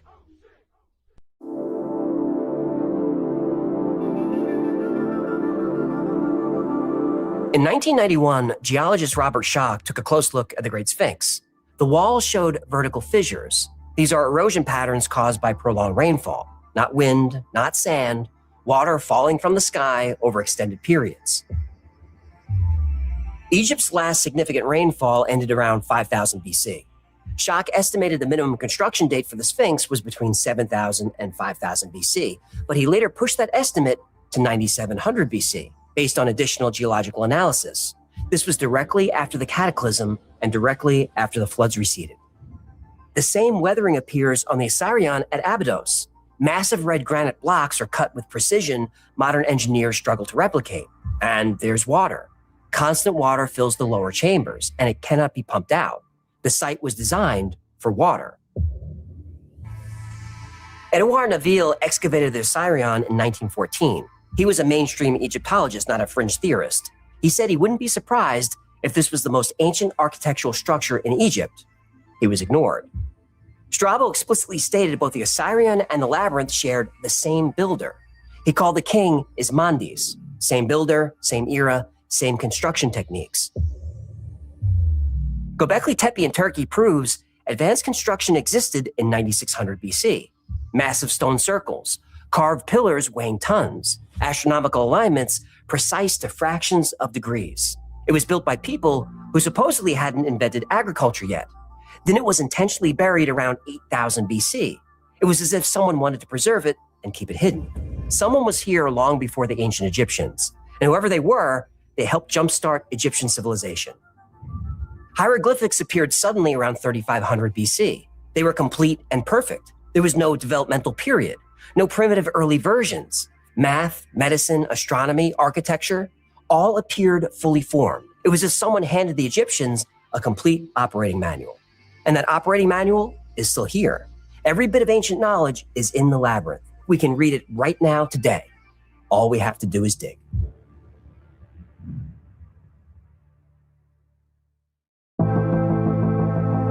If an advanced civilization knew it was about to be destroyed, they would do exactly what we would do. They would preserve what mattered.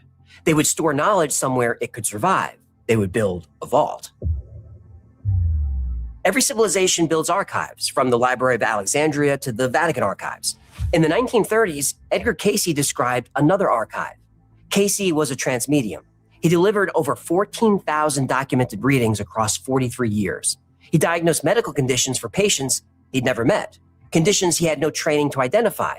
Doctors used his readings for treatment, but his most controversial claims involved Atlantis. Hundreds of readings across 2 decades returned to the same subject. According to Cayce, an advanced civilization was destroyed around 10,000 BC.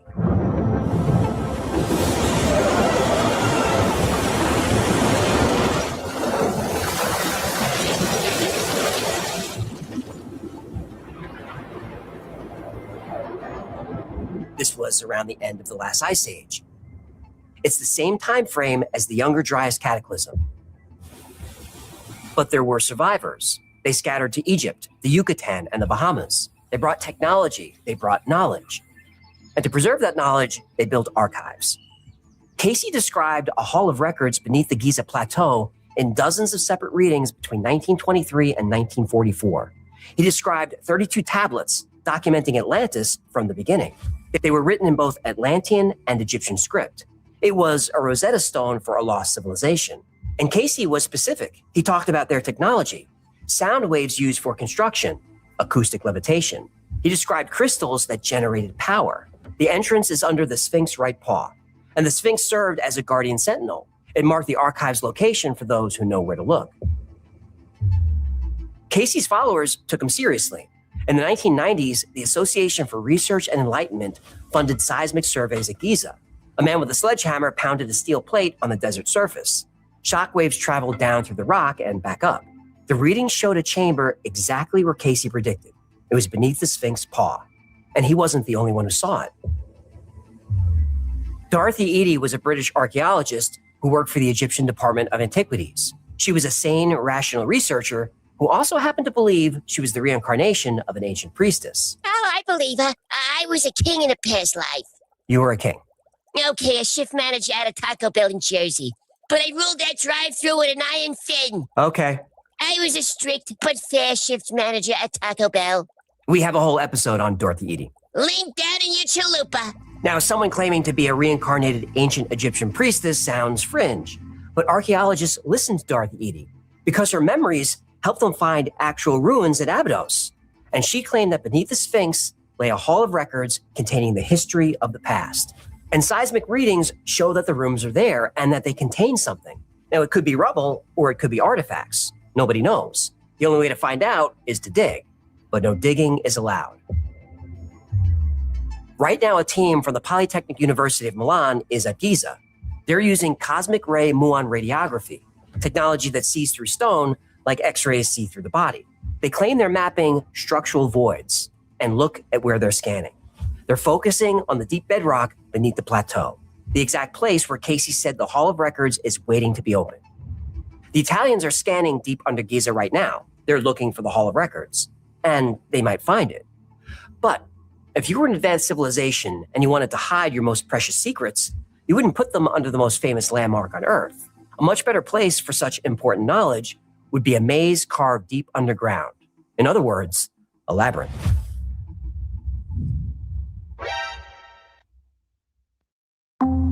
Maybe the Hall of Records isn't in Giza. Maybe it's in the labyrinth. Giza served as the public monument. It was the marker. 3 pyramids visible for miles. Everyone knew where Giza was. Everyone still does. But if you wanted to hide something, you wouldn't put it under the most famous landmark on Earth. You put it somewhere less obvious, somewhere with better security, somewhere designed from the beginning as a vault. 3,000 rooms underground, climate controlled by the Earth itself, perfect conditions for preservation, guarded by priests for 2,000 years, a structure so complex that intruders can never find their way out.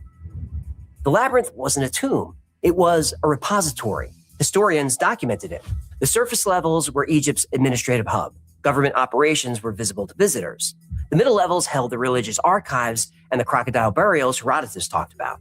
The deepest level was for technology storage. It held the 130-foot metallic ring, a portal that the priests protected but never fully understood.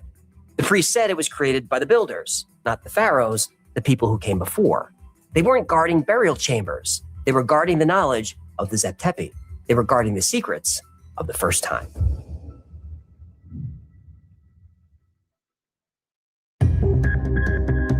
Ancient accounts across 6 centuries describe the same structure and the same location. 2008 ground-penetrating radar confirmed a massive complex 40 feet underground. 2015 satellite imaging revealed 4 levels and a metallic object at the center. Both discoveries were suppressed. The 2008 expedition happened. There's nothing to debunk. They published results. They found granite walls spanning an area of 10 football fields. Hawass imposed a communications ban, citing national security. The Courtier published independently and was permanently blacklisted. The suppression is real, and the structure is confirmed. We still don't know what's down there. Scans show anomalies that require excavation to interpret. The metallic reading could be an object, or it could be a geological formation. Iron deposits occur naturally, and critics say satellite radar can't penetrate that deep. The claims require digging to verify, and until we dig, we have no idea what the metal object actually is. The Italian scans show voids. Now, whether those voids contain rubble or records, we won't know until we dig. Now, the Atlantis connection is interesting, but Plato's account is the only primary source. No archaeological evidence confirms a pre-flood civilization with advanced technology. Casey's readings were never independently verified, and the Edfu text could be mythology, not memory. And mainstream archaeology firmly rejects the idea of an advanced ancient civilization. The Nile ain't just a river in Egypt, pal. Ugh. I'm throwing rocks tonight. They refuse to accept the geological and physical evidence because it breaks their model of history. But conventional dating can't explain the water erosion at Giza. Shak's geology hasn't been debunked. It's been ignored. The Osirian shows identical weathering on megalithic blocks that dwarf anything the Egyptians built. Göbekli Tepe proves sophisticated construction existed in 9600 BC, or before. The flood myths align with geological evidence for the Younger Dryas catastrophe. Something happened at the end of the Ice Age, something we don't fully understand. Meanwhile, the labyrinth is in trouble. Salt water is eroding everything. The water table rises every year. In 2024, geologists warned that if something isn't done about the water damage soon, the entire site will be destroyed. Thousands of years of history gone, and so far, their advice has been ignored. The greatest wonder of the ancient world is dissolving while bureaucrats argue about permits, and any scientist who dares speak up is blacklisted by Zahi Hawass. The structure is real. The scans confirm it. A massive metal object is sitting at the center of a great underground hall. The priests guarded it for thousands of years, and now when we finally have the technology to see what's down there, we're not allowed to look. Herodotus stood at the entrance to the underground. The priest told him no.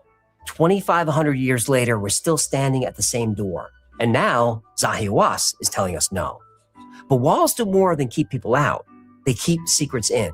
And if the scans are right, the secret waiting in the labyrinth isn't just about Egypt's past. It's about all of ours.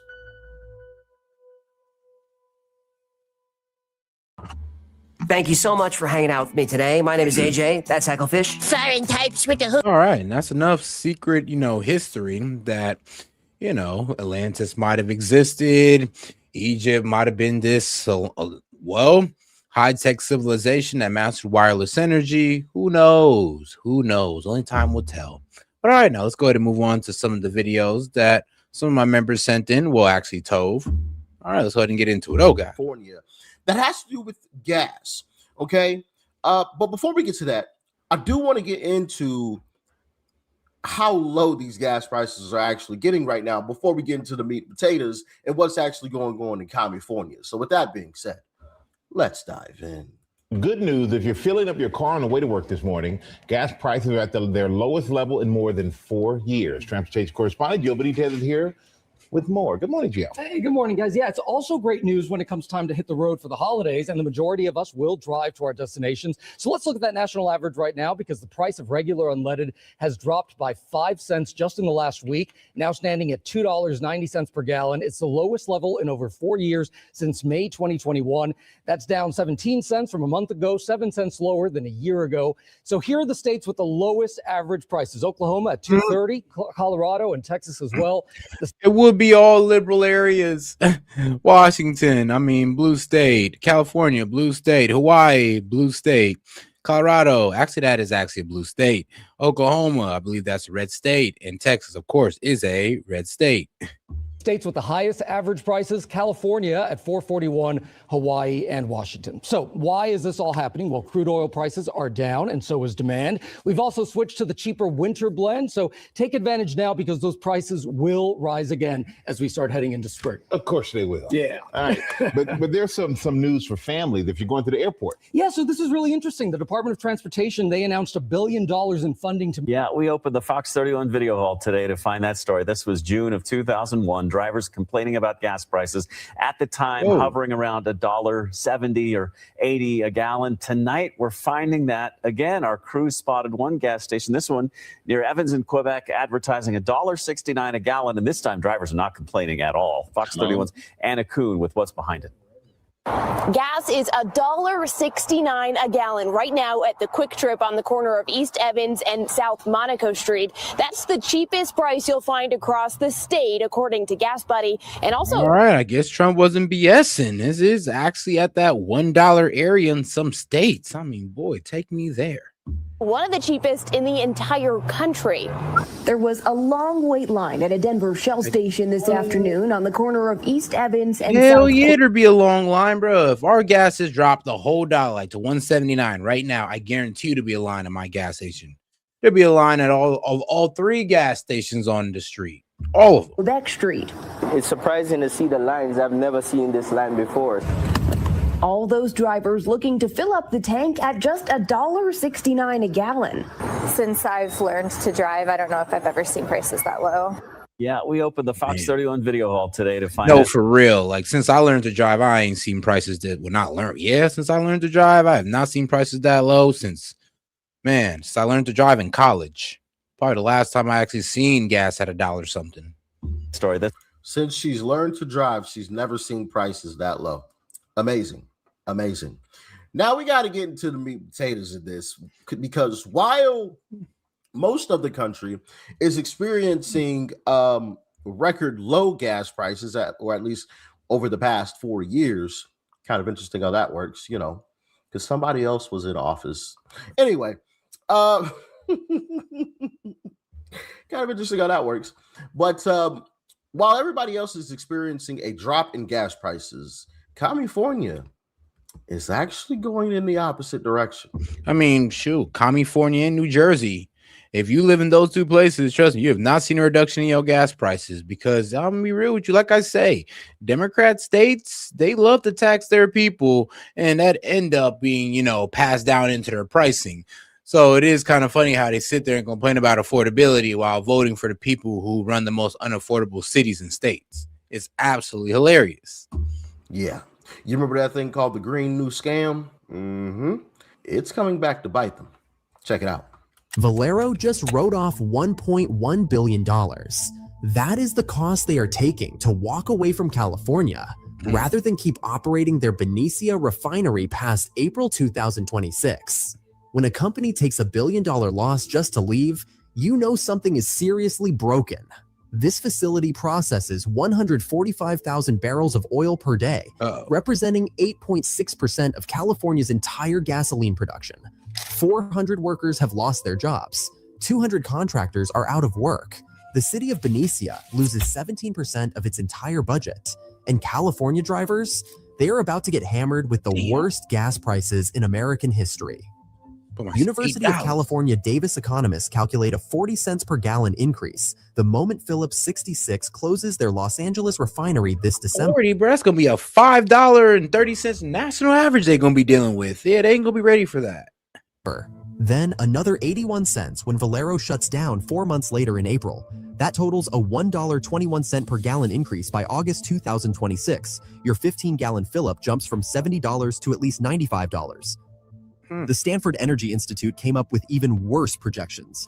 They are showing potential spikes to $8 per gallon during supply disruptions. UC Berkeley's Severin Borenstein, who has been tracking California energy markets for decades, warns these closures could create severe gasoline shortages with unprecedented price increases. Here's the timeline that's about to wreck California's fuel supply. In December 2025, Phillips 66 in Wilmington closes. 139,000 barrels per day are lost. In April 2026, Valero in Benicia closes. 145,000 barrels per day are lost. In just 4 months, California loses 284,000 barrels of daily refining capacity, 17% of the state's total production. To understand the disaster unfolding, you need to know about CARBOB, California Reformulated Gasoline Blend Stock for Oxygenate Blending. This is not regular gasoline. It is a specialized ultra-clean burning fuel mandated by California law. Refineries in Texas, Oklahoma, and Louisiana do not make it. You cannot just truck in regular unleaded from Arizona and call it a day. Only a handful of refineries worldwide have the equipment to produce CARBOB. These facilities are in South Korea, India, and a couple in Singapore. That is basically your entire global supply chain for California-specific gasoline outside the state itself. When 17% of in-state production disappears, those Asian refineries become California's gas stations. The logistics are a nightmare. Tanker ships carrying gasoline take 30 to 40 days crossing the Pacific Ocean. The fuel you pump into your car in March was loaded onto a ship in January. Any disruption in that supply chain, whether a storm, equipment failure, or a spike in Asian demand, can leave California without gas. California Energy Commission data. Bro, no, they be cooked. I mean, gas. What did gas would have to be like $14, $20 a gallon just so only people who actually need it or those who can afford it can get it. They'd have to raise it that high due to just the scarcity of it. Oh, Lord. Shows the state already hit record imports in May 2025, 210,000 barrels per day. That is before losing these 2 refineries. Stillwater Associates, an energy consulting firm, projects California will need to import 30% of all gasoline by late 2026. Nearly 1 out of every 3 gallons will come from overseas. For comparison, the rest of America imports less than 5% of finished gasoline. The infrastructure literally cannot handle this surge. Benicia's port facilities take 4 to 5 days to unload a single 300,000 barrel tanker. That is only 60 to 75,000 barrels per day of unloading capacity, about half what the refinery currently produces. Converting the facility to a dedicated import terminal would require new pipelines, storage tanks, and harbor improvements, taking years to complete. Richmond's Kinder Morgan terminal could theoretically handle more imports, but it is already operating near capacity. The ports of Los Angeles and Long Beach have their own constraints. So you get the picture there. I wanted to let that play for a while so you guys got the full of what's actually happening there. I mean, it is an entire mess. You know, Bill is now looking for ways to keep refining leadership. So he's scrambling, but I think it's just too little, too late. California's energy debate is shifting fast. Governor Newsom, once a fierce critic of big oil, is now looking for ways to keep refineries open and boost in-state drilling. With 2 major closures looming, what does it mean for gas prices, climate goals, and consumers? Joining us now is Catherine Reheis-Boyd, President and CEO of the Western States Petroleum Association. Thanks so much for being here. Thank you for having me. So, I mean, man, the words of Justin Timberlake, man, it is too late. It is too late, man, to try to turn around and do what's best for oil and do what's best for oil pricing in California. I mean, he already kind of screwed up everything.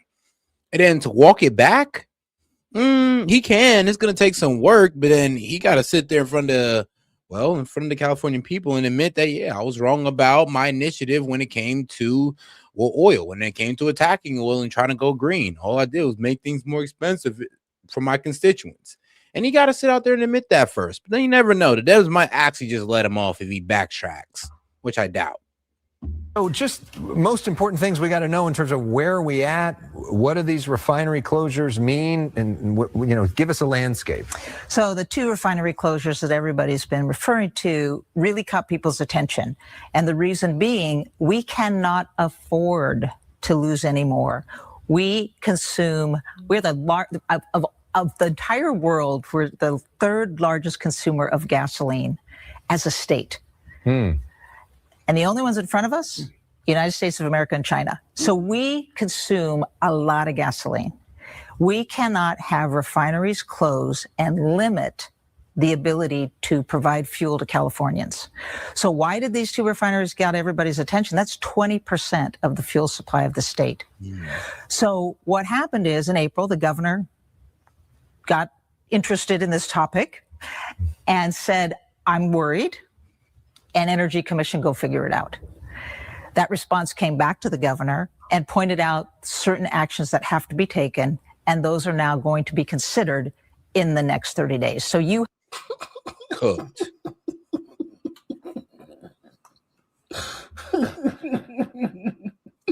Oh my goodness. Those actions were going to be considered.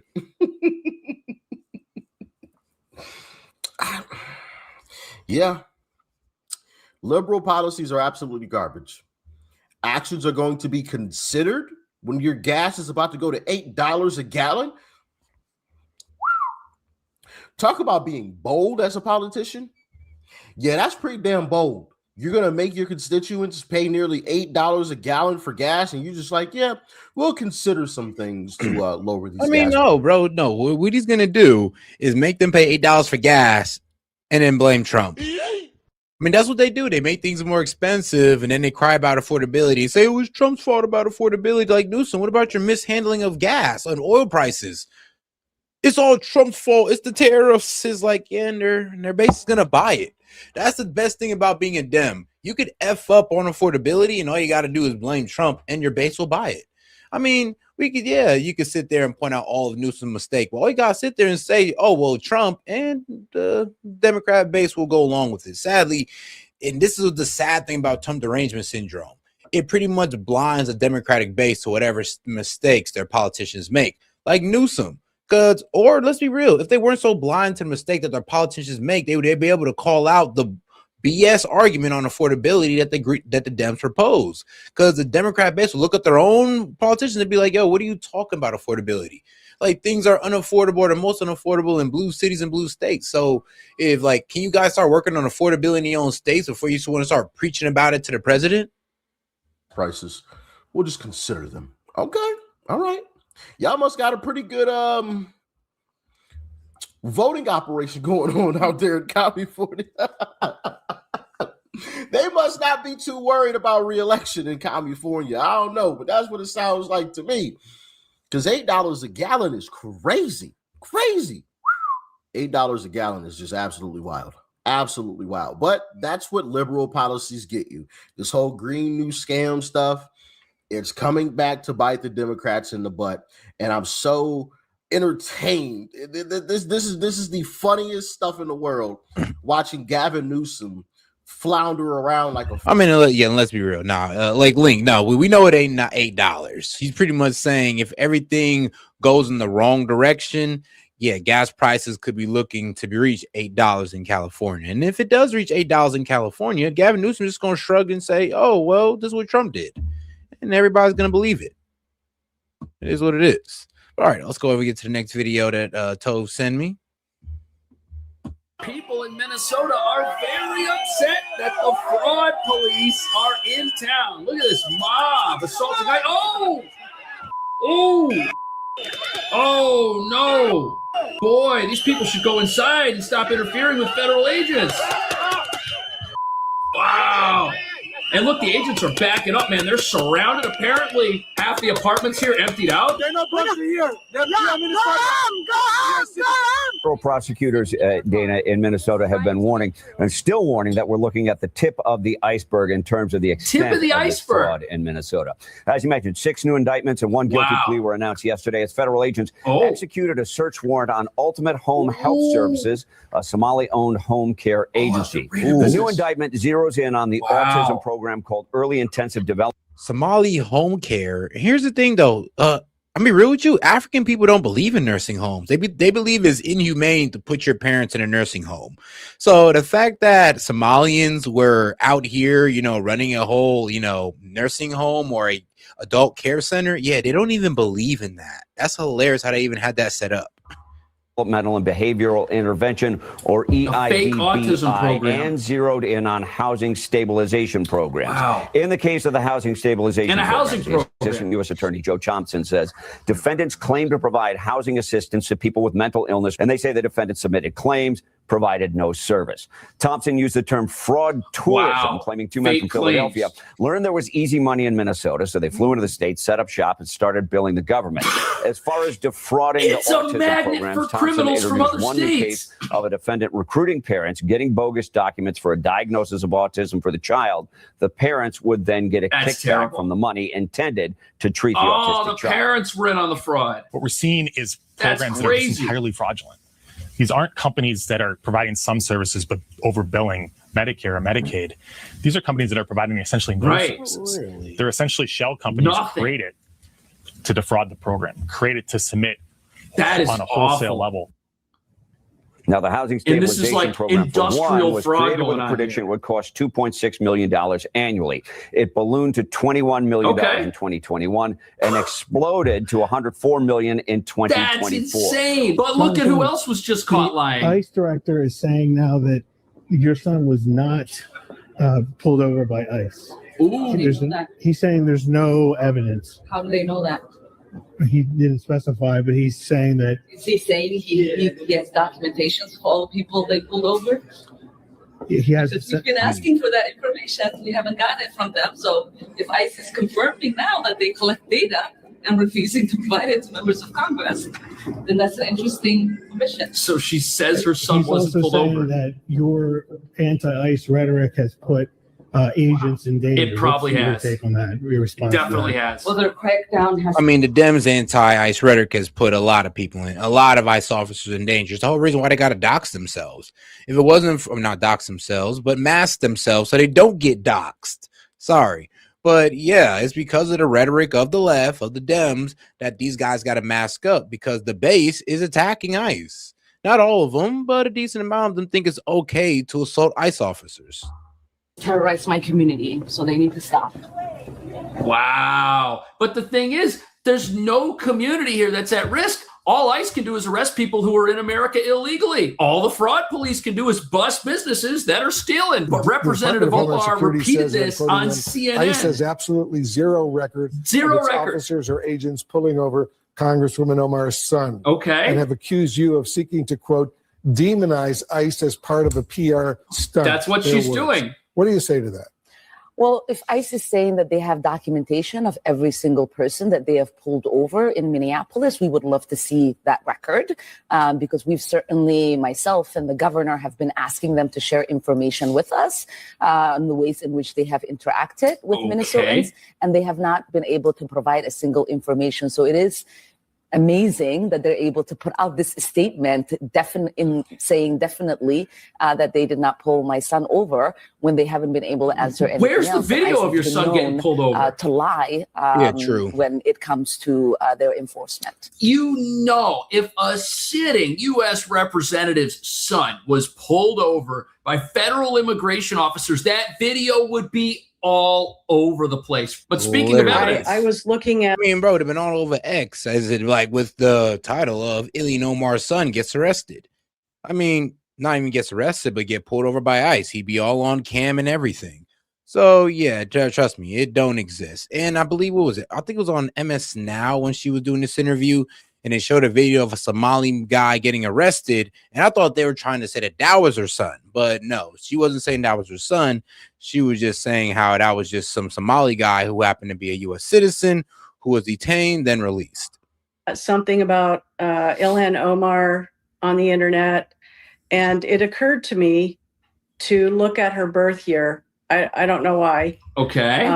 Or birth date. And so I used an age calculator and found out that she was actually 18 in the year 2000 when her father became eligible to apply for citizenship. Mm-hmm. She claimed that she became a citizen at the age of 17. So she wasn't a minor. So when I realized she wasn't actually 17, I created a video explaining. So 1 year difference in her actual age versus her documented age. I mean, to be honest with you, a lot of immigrants have this. Is not really sure if you can ding her on that, but let's see. Wasn't actually 17. I did it. I created a Fascinating. video explaining derivation of citizenship and how that works. So to me, this was like completely a red flag that No person shall be a representative who shall not have attained to the age of 25 years and has been seen. Well, wait, hold on. Well, when did she become in Congress? What, did she get in there exactly at 25? And, you know, because of her, you know, birth records being weird, I mean, that means she was actually 24. Where y'all going with this? All right, let's see. to me, this was like completely a red flag that I would say so. I had figured out that she actually wasn't a minor when her father could apply for naturalization. So there are news outlets saying that this is a real thing, that her birth year was altered, possibly for purposes of immigration. But speaking of fraud in Minnesota, what you're about to see here is incredible. Yeah, and to your point and what Chris has stated, it all comes down to a lot of the time, people are afraid of being called a racist. This goes all the way back to Omar Fattah, even with Feed Our Future. When you look back at that time, Tim Walz had the ability to do stop payments on Feeding Our Future before they stole $250 million. Omar Fattah actually ended up going out there publicly and stating that it's because our state government is actually racist.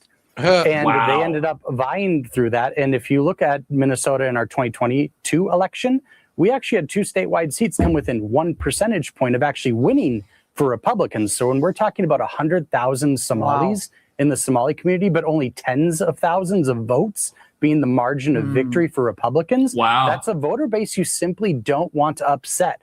But now what has it gotten to us? We are Politicians going back to wanted power. 2014 when this all started. 2018 is when Walz enters office.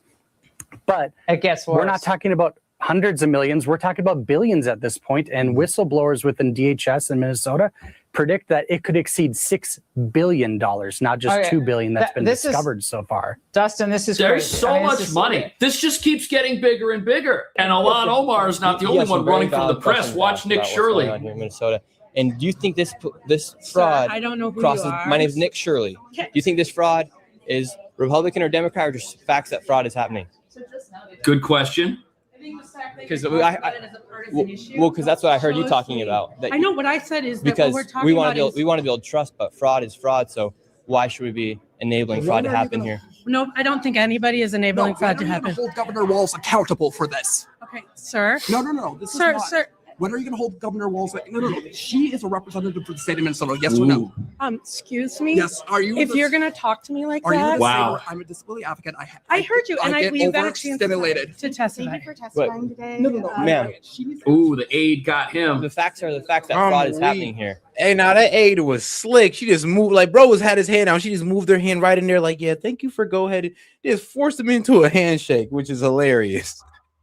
But no, the aide got him. Nick Shirley, he's on it. And it's not a nonpartisan issue.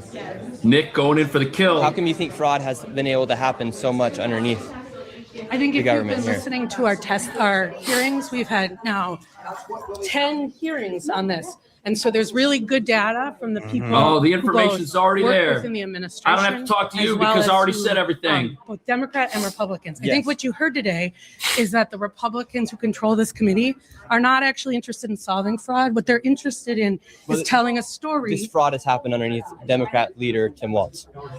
There has been Wow. Medicaid fraud across the country under Democrats and Republicans. Okay, so Bro, because what? there's fraud all across the deflection is crazy. She was like, oh, well, you know, let's not talk about the fraud happening in my state. Let's talk about the fraud happening across the country.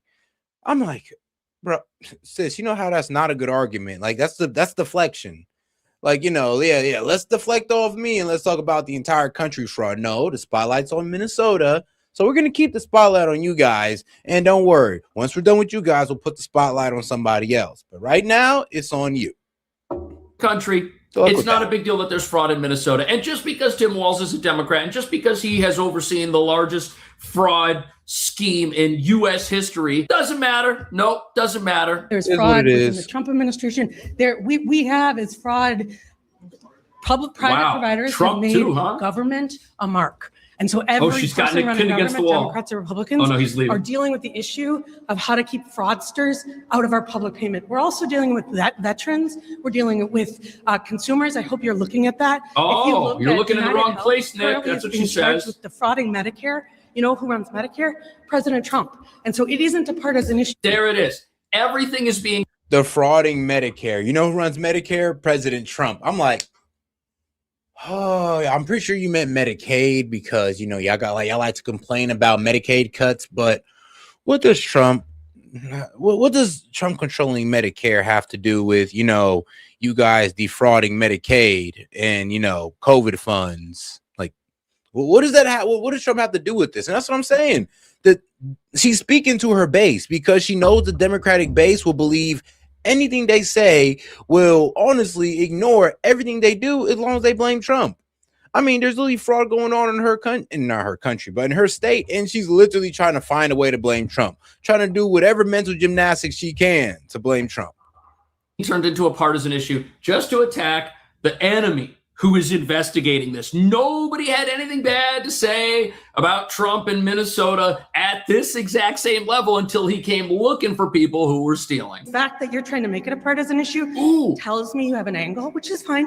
Wow. That's why I asked who you're with. Well, a But lot the of fraud has point happened here. that Political we are- correctness is Governor stopping. Walz, President Trump, Governor. Now it's all about you Trump. look down the line, and I hope you're talking about that because if you Hope look you're at what talking about CMS has Trump. put out, right? Medicaid fraud is a All about 50-state issue. Oh, all And 50 so, states, again, not just us. It is not a partisan issue. Not a There are partisan Democrats issue. and Republicans who are sitting in that committee talking about it. But what you did here was the Republican chair say she's not turning information over to the one person in government who can stop payment.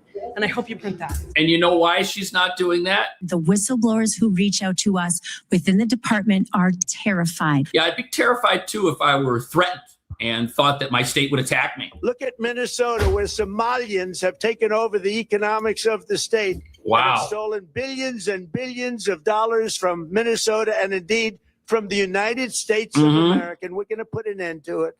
Tonight, the president singling out Minnesota in his primetime Singling address to out. the nation. I mean, it's Trump the biggest administration fraud in says the it whole is targeting country. the worst of the worst for deportation during its Sure. recent ICE operation. In just 2 weeks, they say they have arrested about 400 people. It's a lot But of people. critics say immigration. Oh no, I mean, bro, if you think Minnesota's bad, trust me, we just put a spotlight on them. Trust me, there's a lot worse going on than just Minnesota. And trust me, Minnesota is terrible. But if you think this is the worst fraud in history, oh man, wait till you get to other states. It's about to get real bad. Wait till we hit California. You're really gonna lose your shit. Officers are also stopping innocent people. As Like Esme Ilhan Murphy Omar's reports son, on who News was 10, never stopped. Many Somali Minnesotans feel they have little choice but to carry their passports to prove they are citizens. That's What's wrong with that? Jamal Osman is a Minneapolis City Council member, but these days that's not enough. People are carrying their passport. I'm telling my community to have your passport just in case ISIS stops. Okay, what's wrong with that? If you live in a sanctuary city and the federal government shows up and has to make arrests based on Like they're getting mad about having to identify themselves and proving that they're citizens. When honestly, if you have nothing to hide, there's nothing wrong with that. And if you are a citizen getting mad about that, then you're just being childish and trying to be defiant for no reason whatsoever, and trying to cause a problem for no reason whatsoever. on people who are in the country illegally, and they're going to question people, why would you not carry your passport? And whose fault is it that you have to identify yourself? Is it the fault of law enforcement that is there to keep the country safe and enforce the laws? Or is it the fault of the sanctuary leaders who told people who shouldn't be in America that they could come live there and that nothing would happen to them? Feels like 1930s and It was all 40s in good. Germany. It feels like the 30s in Germany. You weren't alive then. Come on. People have to carry their documents, show if they belong to the site. Everyone has to do that in a sanctuary city where there's an enforcement. South Minneapolis. Normally, this place is packed, but patrons tell us it hasn't been ever since the ICE crackdown. We talked to several people here who told us, yes, Somalis are in fact carrying their passports around. So then, are people scared? As they should. All right, cool. Make sure you carry your passport around and you're all good. You ain't got to worry about being, hey, now my man Fresh right now. Hold on, my man Fresh, he in that Joe Vinci. Hold on, man, that's a $2,000 jacket my man got on right there. That's Joe Vinci. But now back to what I was talking about. But Sorry, that took me out of there. I'm just like, damn, I ain't gonna lie. Maybe the fraud is getting out of hand. Yes, Somalis are in. But yes, though, you should be okay with having to carry your passport if you want to prove you're a citizen. Like, I'm not sure what's so hard about that. Or you can just carry your ID and your social security card. You can prove you're a citizen like that. Or you can just let ICE run your ID. And you'll be proved to be a citizen just like that. So there really isn't any reason not to carry identification, and there's really no reason not to give ICE identification. Fact, carrying their passports around. So then, are people scared? why don't they want to go out if they have their passport? Doth Ali told us he and his whole family are now carrying proof of citizenship. My mom's carrying me the passport. Okay. Your mom's giving you the passport? Yeah, my mom carried the passport. Yeah. Okay. Is this legal to stop someone and Hold ask on, them? bro. What? How your mom give you, bro? Got like Versace shades on with the Da Vinci coat. Like, wait, what? I mean, you thought you had your ish together, but I mean, hey, man, maybe the fraud is that rampant. These guys getting fresh off it. Yeah, my mom carried the passport. Yeah. Okay. Is this legal to stop someone and ask them for their passport or their identification for national identity? No, it's not legal to do that. It's not in the United legal. States, it is illegal. It's a violation of the Fourth Amendment. So then how does ICE do their job? If that's not legal, if ICE isn't allowed to do roving encounters, which they do all the time, these are encounters where they walk up to people and ask them how things are going and ask them to identify themselves. If they're not allowed to do that, something they've been doing all year long, how do they enforce immigration law? Even Google's Gemini says ICE is allowed to ask you for ID. Do people have the right to remain silent? Yes. They can refuse to consent to a search. But look at this. If you're not a U.S. citizen. I mean, dang, yeah, if you are a U.S. citizen, you generally do not need to show ID to prove citizenship in public, but you must show driver's license if driving. So they pull you over while driving. I mean, of course, you better show that license. If you are not a U.S. citizen, you must show immigration documents. Yep. If you have them. But you can refuse to show foreign passports. Oh, wow. All right. You can refuse to show foreign passports. That's interesting. Listen, you must show immigration documents if you have them, but you can refuse to show a foreign passport or a consular ID. So according to Grok, it says right here that lawful permanent residents and other non-citizens with valid status requires them to carry valid immigration documents at all times. If asked, it is usually advisable for them to show those things to avoid an arrest or a complication. So this is legal. People just don't like it. They're just sitting in their car, just trying to. No, that's the whole ICE operation. It's all legal. People just don't like it. That's it. It's all feelings, and that's really what the hatred of ICE is driven off of. Not legality, but feelings. Through. They couldn't get the first person, so they came over here and smashed the window and pulled them out. There was literally no reason. They were just sitting in their car. They have Taco Bell. They were probably waiting to eat it. Were they here it's illegally? Uneaten in their car. This was the first person they tried to take. I didn't get the other guy they took. They didn't get this person. Meanwhile, the fraud just keeps getting bigger. About $18 billion paid out through these 14 programs that First Assistant U.S. Attorney Joe Thompson focused on. And he said, in his own words today, more than half of that money seems to be fraudulent. And the reporter asked, so $8 billion? As much as $10 billion. And he quickly said, absolutely. So he detailed just this explosive growth of these programs, focusing on just a few in these last few years. But I'll say that we've been checking out a lot of this for ourselves through many tips from our readers and viewers. And just this week, we visited a dozen sites, and to be honest, they all seem fraudulent. Empty adult daycares, empty autism clinics, no kids in sight, strange Google reviews that seem almost written in AI. So this journalist has gone by these places that claim to be providing. All right, guys, I'm going to go ahead and close it down on this one. All right, I'm going to go ahead and catch you guys tomorrow, guys. And I appreciate y'all for pulling up, man. It's been a good one. Make sure you guys double tap that screen and like the video on the way out. And make sure to subscribe to the channel as well. We try to do this every day. But all right, guys, I'll see if I can catch you guys tomorrow. This is Set with Set Media. I'm going to leave you out with some deep sayings. Peace. The man of knowledge must be able not only to love his enemies, but also to hate his friends. It sounds almost blasphemous in a world where we're taught that friendship is sacred and hatred is poison. And yet there's a profound truth hiding in these words that most of us are too uncomfortable to acknowledge. To love your enemies requires seeing beyond the surface, recognizing the humanity in those who oppose you, finding understanding where instinct demands rejection. But to hate your friends, that's the more difficult task. It means being willing to stand in opposition to those you care care for when they are wrong. It means refusing to let affection blind you to falsehood. The person who seeks knowledge cannot afford the luxury of unconditional agreement. They must be willing to challenge even those ideas that come from beloved sources. They must recognize when loyalty becomes complicity, when friendship becomes an echo chamber. The pursuit of knowledge demands that we see the world and the people in it as they truly are. And sometimes that means loving what hurts us and questioning what comforts us. It's not easy, but then again,